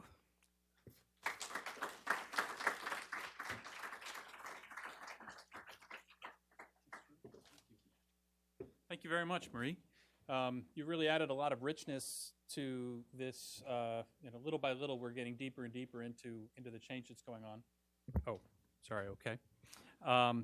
We're just going to switch a computer out for our final presenter, Dr. Masaru Yarime, who is Associate Professor in the Division of Public Policy at Hong Kong University of Science and Technology. His research focuses on science, technology, and innovation policy, with a particular interest in exploring the structure, functions, and evolution of innovation systems for sustainability. He has contributed to various international initiatives, including the UN Environment Program Finance Initiative and Intergovernmental Panel on Climate Change Working Group on Mitigation, among others. And he will talk to us about data-driven innovation. And then after that, we'll have a chance for a little group discussion, some audience participation, and then we'll start our reception after that. But let me welcome our final Abe Fellow today, Professor Yarime.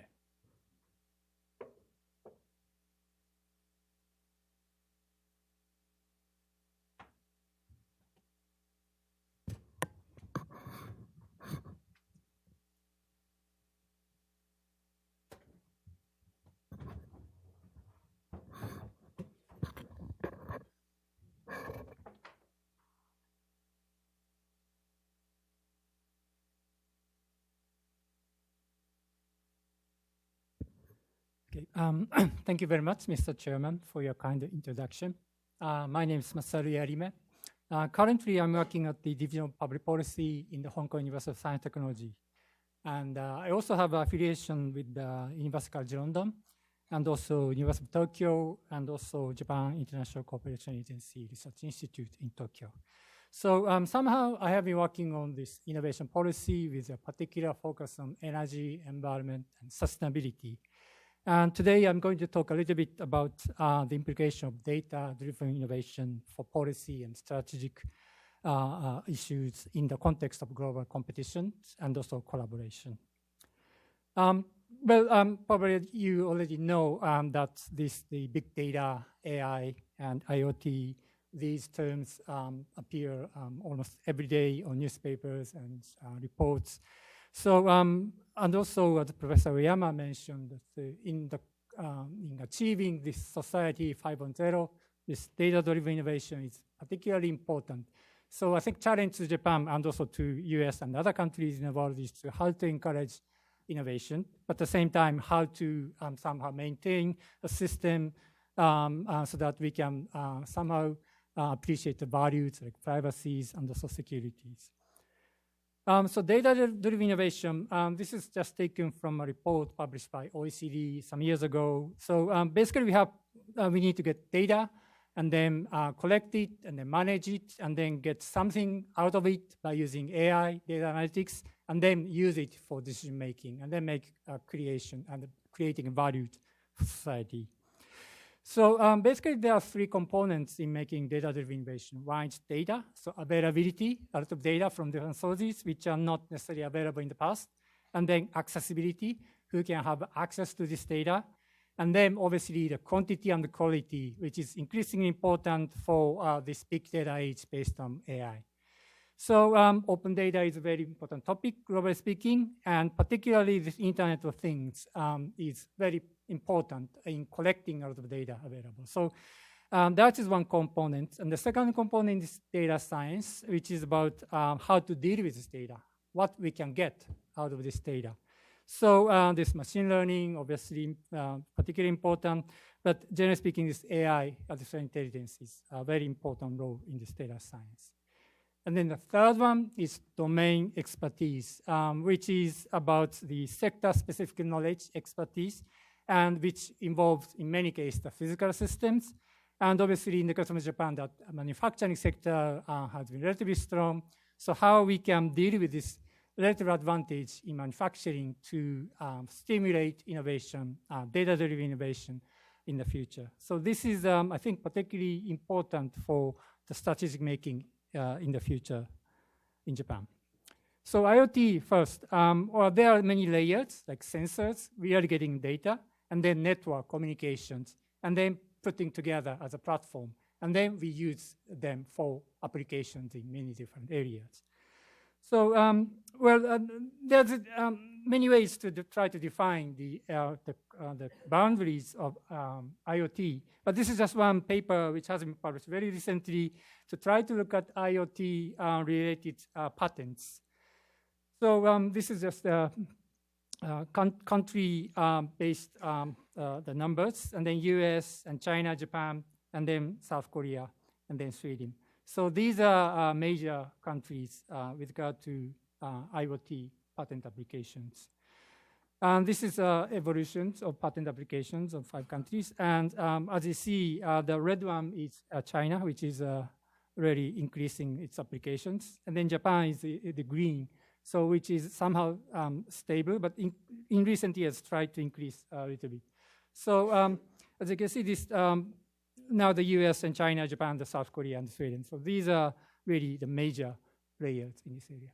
And then this is specialization, which is somehow linked to this revealed comparative advantage, in the sense that to what extent that this IoT area is specialized in the whole portfolio of patent applications of each country.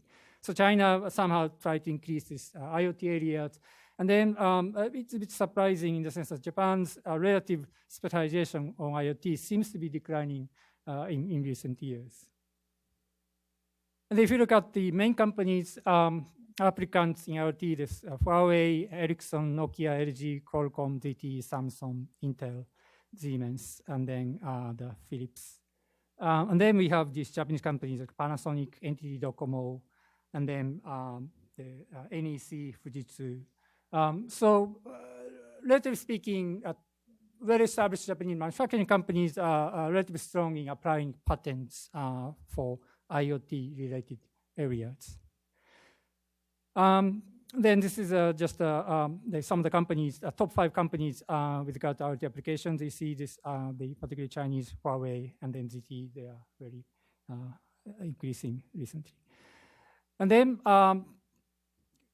AI papers, the China, well, now we have come to the second stage of how to deal with data. So collect data and then how to get something out of data. And then this AI, this China and the US, they are really strong in this area, and the UK, Japan, and Germany, and India.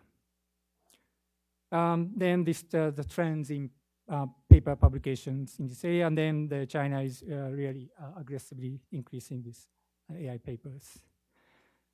And then this is more about quality in the sense of the highest output of articles citing top papers in AI. And then the US and China, again, they are really the leading countries in this area. Well, then we have just China, US, and Japan, and looking at the patents data, and then this, the IBM, Microsoft, and then Samsung, and then the China, the State Grid company, and Canon, Sony, NEC. So relatively speaking, Japanese companies, particularly the well-established big companies in electronics, they are relatively strong in this area. But papers, which means that scientific publication in AI is really somehow, at least with regard to the number of publications, and to some extent the quality of publications, it's lagging behind the US and China.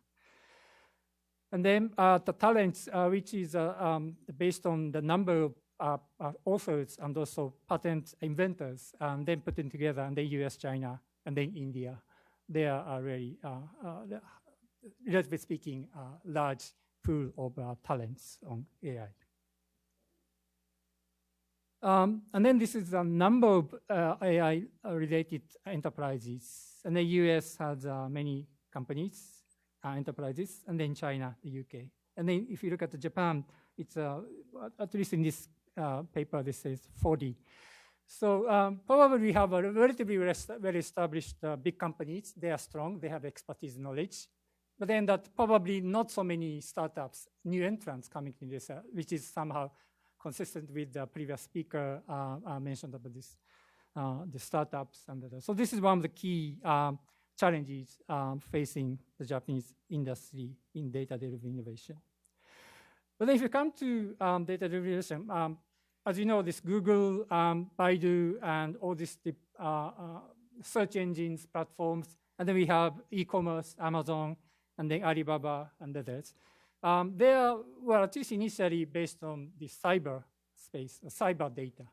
But then it's really coming to integrating cyber physical systems, which is also mentioned by Professor Ueyama in achieving this society 5.0. So the challenge is that how to integrate this physical systems with cyber. And then probably the Japan could have some advantage in the sense that probably it's not really easy to compete with all these big players in purely physical space, like the Google, Amazon, and the Baidu, Tencent, or Alibaba, and others. But if you move into this cyber physical area, then we could, the Japan could utilize the strengths of the manufacturing sector. And this is just one example of Komatsu. They have this, what is called ComTrack system. Somehow all the construction machineries are tracked by, traced by the GPS, and then they know exactly what the situation is, whether it's working or not. So you can also see, you can monitor and also manage all this operation, but at the same time, you can get the data about where this mining activity is going on or construction is going on, which means that the kind of indicator of economic activities. So you can use that kind of knowledge by putting all this data into this construction machineries. And then they are now moving into a kind of platform for smart construction. They are linking to this machinery data and then putting all this labor, workers data, and then environmental data, and then allowing other companies to join this one. So it's a kind of platform in the construction area. So perhaps this kind of example might be one area where Japanese companies can utilize its strength, relative strength in manufacturing sector. And then come to cities. As Professor Uyama mentioned, that this Society 5.0 really requires all this data getting from the physical space, the cities. So how we can really do this experiments utilizing what is called living laboratories, and so that we can test it and then get feedback from users and then improve it. So this is really actually what's going on with Google, trying to create a city in Toronto, and then Alibaba City Brain in Hangzhou. So in that sense, that Japan can really try to utilize its experience of introducing and implementing smart communities in the past few years. So by doing it, it's possible to address many societal challenges, which is also mentioned in Society 5.0, the resilience against disasters and reducing CO2 emissions, and then the accessibility to aging populations, and all these things could be possibly addressed by using these smart cities. So this is just one study I have done with my colleagues with regard to the innovation system of smart cities, comparing between Japan and the US. And on the left-hand side, you see the Japanese case. It's more knowledge domains, which is focusing more on PV and community energy systems and home appliances or application areas. In the case of US, on the right-hand side, it's more about the smart grids, smart meters, communication systems. And then if you look at actors, what kind of actors involved in project on smart cities, again, on the left-hand side, Japan, it's relatively concentrated and well-established players are there. And then in the US, it's more dispersed. And then you see many startups and new entrants are coming into this area. So this is just some of the actors. You see some of the big companies like Hitachi, Toshiba, and also funding agency, NEDO, others. And in the US, you see some the smart meters vendor companies, and also some of the utilities and others. So if you talk about the smart cities, this idea of smart city, we use the same word, but then how they are emerging in a way, and how they are designed, and then what kind of players are entering into this area are quite different. So in the case of Japan, it's heavily influenced by traditional engineering companies in the energy sector, and then they are moving into the smart city. But in the case of US, it's more about ICT-driven new companies coming into this area. So I'm now trying to look at what China is going to do in this area. And then this is just the beginning of our project with my Chinese colleagues in Hong Kong and mainland China. As if you look at the Chinese case, you see particularly this surveillance, as you can imagine. Surveillance is really emphasized in Chinese smart cities. And then obviously you can imagine that face recognition and also voice recognition, these technologies are really emphasized. And then you see many startups like iFlyTech and also SenseTime and others. So the idea of smart city really reflects a different kind of industrial structure and also strengths in each country. And then just looking at the patents on smart cities, you see all these companies, and then actually many of them are based in what is called Greater Bay Area, which is Powell River Delta. I'm now actually trying to do some research with regard to Greater Bay Area University System, and this is just a number of public patent applications. And then you see Tokyo Yokohama cluster is really big, probably because many of the companies have headquarters in Tokyo. And then you see the Shenzhen, Hong Kong cluster is also actually very, very big cluster already. Well, partly because of this big companies like ZTE and Huawei are located in Shenzhen. So if you look at the patent applications in China, then Shenzhen and Guangzhou combined together account for half of the Chinese international patent applications. So they are really getting active in this area with regard to innovation. And then unicorns, I think a previous speaker also mentioned that you see many US, China, and then Japan somewhat tried to increase the unicorns, and we see the Mercari and also preferred networks, and these are two companies which are considered to be relatively strong. But then the challenge is how to increase all these unicorns. And then venture investment, and Japan still has a relatively small amount of venture investment by market. So the challenge is how we can really encourage more investment in this area. So Japan had all this project on smart city in different locations, utilizing different characteristics, big cities and also small cities and science parks and others. So I think it's really important to try to encourage this kind of different localized initiatives for encouraging the new technologies tested and experimented by the users. So I think and then the challenge is that the standardizations, sorry for skipping some of the slides, but I thought that it's important to put some more time available for the questions. And so another challenge is that standardization, because now there are so many IoT areas linked together. So, but then each of them has its own standard. So then how to coordinate in this area is also a big challenge, which also requires international cooperation and collaboration like ISO. And then that sending all these people to ISO technical committees, it's also a big challenge. And as you see, that China is really trying to get engaged in these international activities for standardization. So I think it's also important to try to engage in this kind of international activities. And then the data challenge. And as you know, this kind of data protectionism is emerging in many parts of the world. And particularly in the case of China, you really cannot get data out of the country. So that is really a big challenge. And then how, in a way, international community can try to, well, create a kind of atmosphere where that data could be relatively freely available, and then so that we can use all this data for the benefit of the whole, the global community. So I think that would be a big challenge. So how to convince all these countries which are not necessarily willing to open the data is something that we need to think about in the future. So all this open data issue, ownership, availability, accessibility, and then privacy, security, and all these issues are still there. To address this one, I think the Japanese government is trying to make it possible to utilize those data collected from consumers after anonymization by creating what is called the information bank, which is currently discussed in business and also the government. So that would be one thing which might be very interesting case or institutional environment where you can utilize the data. And then coming to the smart city or super city produced recently by the Japanese government. So how to combine this regulatory sandbox for stimulating innovation through these smart city initiatives.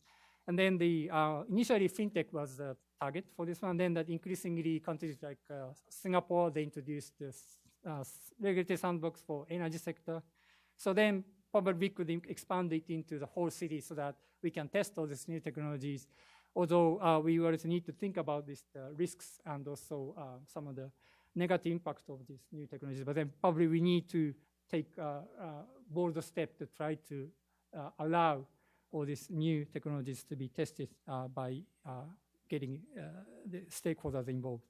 So these are I think the challenges. And then one thing is how we can really do it for the Japanese industry with regard to this stimulating innovation, and particularly in the context of international collaboration and competition. So in that sense, I think US-China has this clean energy research center agreed between Xi Jinping and former President Obama. And then they identify some of the key areas with this scheme for intellectual property rights. So government level agreement, how they can deal with these intellectual property rights and how to deal with the dispute with regard to IP. intellectual property rights. So perhaps it might be possible to introduce such a scheme, let's say, between Japan and China, and so that particularly the small, medium enterprises can also participate in this international activities because they don't have this expertise. So the U.S.-China activities, but this is one case for low carbon building and in Shenzhen, and they have this the site together, and then they have all these partners coming from both countries, and then they try to do it this open testing platform, so that so perhaps Japan can also think about doing something small initially, and then learning all this experience of dealing with data, intellectual property rights, and then let's see if possible we can expand into other areas. So this could be a kind of model for international cooperation for smart cities or super cities in the global context. So then, sorry, this is the really final one. Recently, the Japanese manufacturing companies are now working with the Chinese AI startups, in this case Honda and SenseTime, working together. So using Honda's expertise on automobile and then the SenseTime's expertise on AI, so that how all this manufacturing plus AI could be able to produce something useful for the two sides. And then this is Eon and also Deep Blue, which is a kind of supported by Alibaba. Again, this is the commerce and also AI companies working together. And then recently, the Japan-China, the auto industries somehow agreed to work together with regard to self-driving or autonomous vehicles, including standardization. And then just a few months ago, Prime Minister Abe and Xi Jinping somehow agreed to launch new dialogue on intellectual property rights, also including this AI and autonomous vehicle. So somehow there are some examples in this international cooperation, but obviously there are many, many challenges. But probably it's really good, important to try to start something from something small and then try to learn and then getting feedback, lessons, and then to see whether it's possible to extend or not. So this is just kind of, I just mentioned some of the recent examples in this area, but I really hope to receive comments, suggestions from the audience on this topic. Thank you very much.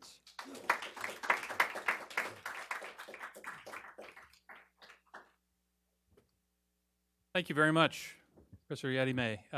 We don't have a whole lot of time left, but I would like to ask our panelists just to come up, and we'll take a couple of questions from the audience. I had a whole bunch of questions myself, but luckily we do have our reception starting from 5:30, and everyone will be there, so you'll have a chance to follow up with some questions and continue the dialogue. But please, let me invite so we'll go kind of in descending order from the presentations. So Catherine at the far left there, and then no, you go at the end. It's just the way your mics are all set up. And then Professor Yarime and Koyama. They can turn it off. We only have a couple of minutes anyway here. For your presentations, and you've given us a lot to consider and think about. My initial question, and I had a few different questions I want to ask, but I'm going to give the audience a chance to ask a question or two as well. But putting it in a U.S.-Japan context, we've seen examples of kind of bottom-up U.S.-Japan collaboration, entrepreneurship, at least in the area of basic science and certainly on the medical field. It's resulted in some Nobel Prizes. To what extent is it possible to kind of introduce the alliance component into some of these areas that you're talking about today in terms of really stimulating innovation capacity, collaborating in that realm, whether it's university-oriented or research institute-oriented, or there is so much competition and data itself is becoming a bit of a currency in international competition as well. So it seems that there are forces that are pushing us together as allies in this realm, trying to collaborate and get more out of our work, out of our research and investment from a government budget perspective, but all kinds of competitive forces and cultural and kind of institutional challenges and barriers that would make that more difficult. And I just wonder if anyone had any thoughts about where does the alliance fit into this based on the work that you've done or what you've been thinking about? About some sort of institutional, barriers that has been hindered any sort of international collaboration between the scientists, both countries. But in my generation, many researchers want to go abroad. Even if somebody want to get a PhD from any field, or even after finish a PhD in Japanese university, they want to go abroad, get into the kind of the internal laboratory of any sort of the researchers, and then socialize with the top ranked high researchers in the United States and go back to Japan. That's kind of a feedback process of kind of the international exchange of the seeds and ideas.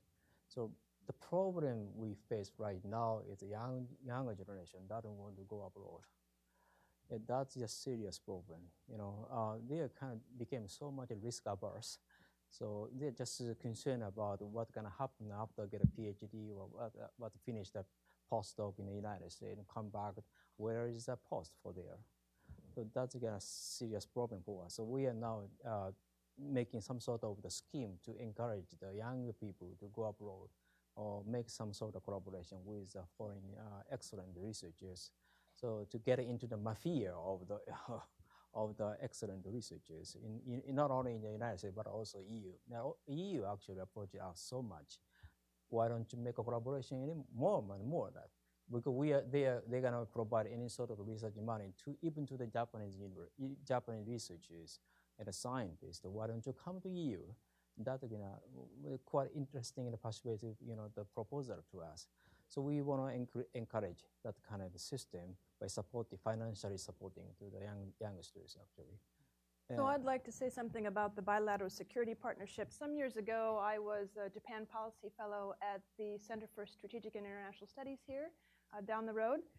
And there were a number of folks working on interoperability in cybersecurity. And I think that is a perfect example of where the new technology opportunity for innovation entrepreneurship in Japan and the bilateral security partnership between Japan and the United States really connects very well in terms of both our strategic interests, but also our economic development and growth interests in connecting up the innovation capacity to an entrepreneurial ecosystem, because it kills two birds with one stone, as we would say.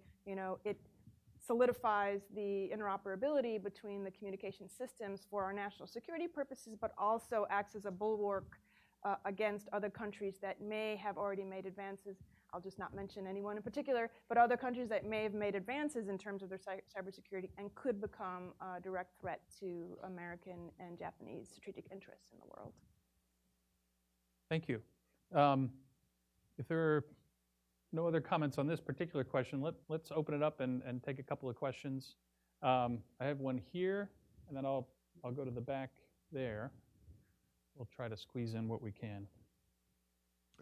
Okay. First of all, I want to congratulate Japan on its win of Expo 2025. Okay. The question I have is, you were talking about the AI and all that stuff and the surveillance in China. So the question is Japan looking to advance the technology used in China for the surveillance and suppression and punishment of dissidents, or is the technology Japan looking to develop consistent with democratic principles? Sure. No, thank you. No, there's definitely a lot of ethical questions in this whole realm of especially data-driven and government collection. And then the hand in the back there. thank you all for your presentations. I also wanted to follow up. My question is about the World Expo in Osaka. How you see climate change and resiliency to climate change being showcased in the future of the city, I think, or whatever the theme is under the World Expo 2025. I believe it's Future City. And as the UN's climate talks are ongoing right now, I think it might be timely to just look into that. Thank you. Thank you. Some big questions, ethical issues and climate change as well. Does anyone on the panel want to tackle one of those issues? Second one, if somebody wants to take the first one. I'll take Whichever the second one. if somebody wants to take the first one. Jump right in, whichever one you want to start with the second So one. in terms of the World Expo, we actually had a really interesting conversation at dinner last night. We've been on a road show for the last week. We started these panels in Atlanta at Georgia Tech this past weekend. But we were talking last night about these questions, and that is, where can Japan establish greater leadership based upon, again, its stellar innovation capacity? And the Sustainable Development Goals is one area where, and this is a personal opinion based upon my new research project on intellectual property rights and the protection and conservation of plant medicinals and biodiversity, Japan has really been at the forefront. They're the only country that put up the money, for example, $2 billion to support not just the word and the signaling of the Nagoya Protocol on the protection and conservation of biological resources, but also $2 billion to create what is called the Japan Biodiversity Fund, which has stimulated a lot of research, but also person-to-person connections on the idea of sustainability. And so I think it's a wonderful opportunity. Again, I'm not on the host committee in Osaka 2025, but I would recommend that that would be a wonderful way to really showcase Japan's leadership in this very important multilateral question for the whole world. Well, in the recently published Integrated Innovation Strategy, we already talked about how important SDG goal is going to be the future for society. I think Japan is the first country in the world to discuss about the roadmap to achieve the SDG goals by way of SDI policies. So we call this a SDI for SDGs. This is kind of a fundamentally new one. And also the SDG idea is quite similar to the concept of Society 5.0, because Society 5.0 argued that we need to include all of the people, not only Japan, but also the whole country. Is going to be make more happier, and more wealthier, and also more accustomed to the current developing situation of the science and technology.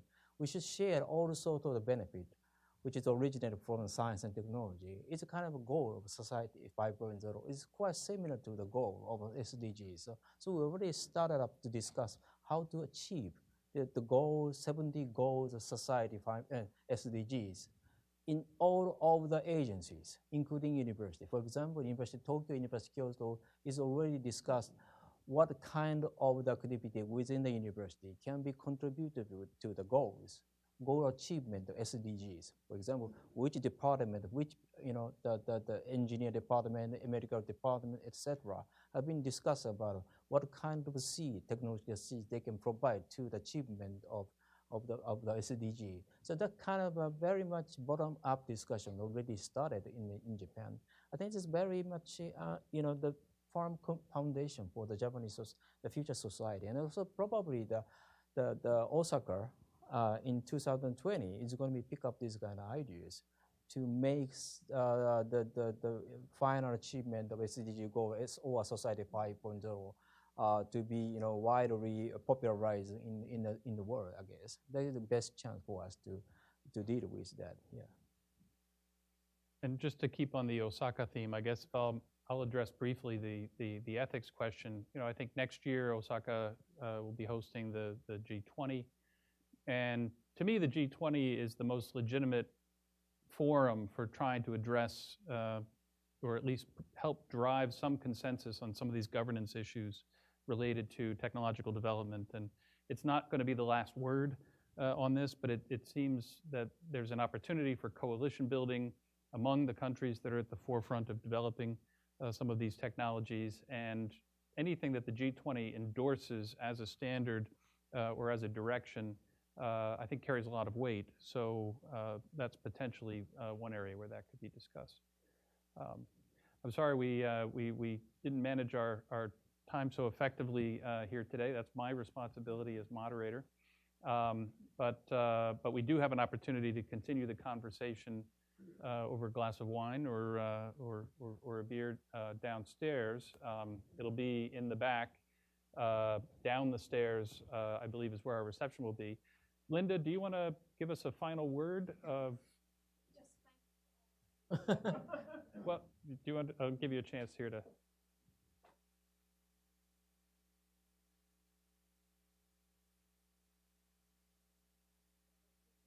Words are basically thanks, particularly to the Carnegie Endowment for International Peace, to all of you for coming to join our speakers about these important issues. Look forward to talking to all of you at the reception. Thank you very much. Thank you very much. Thank you very much.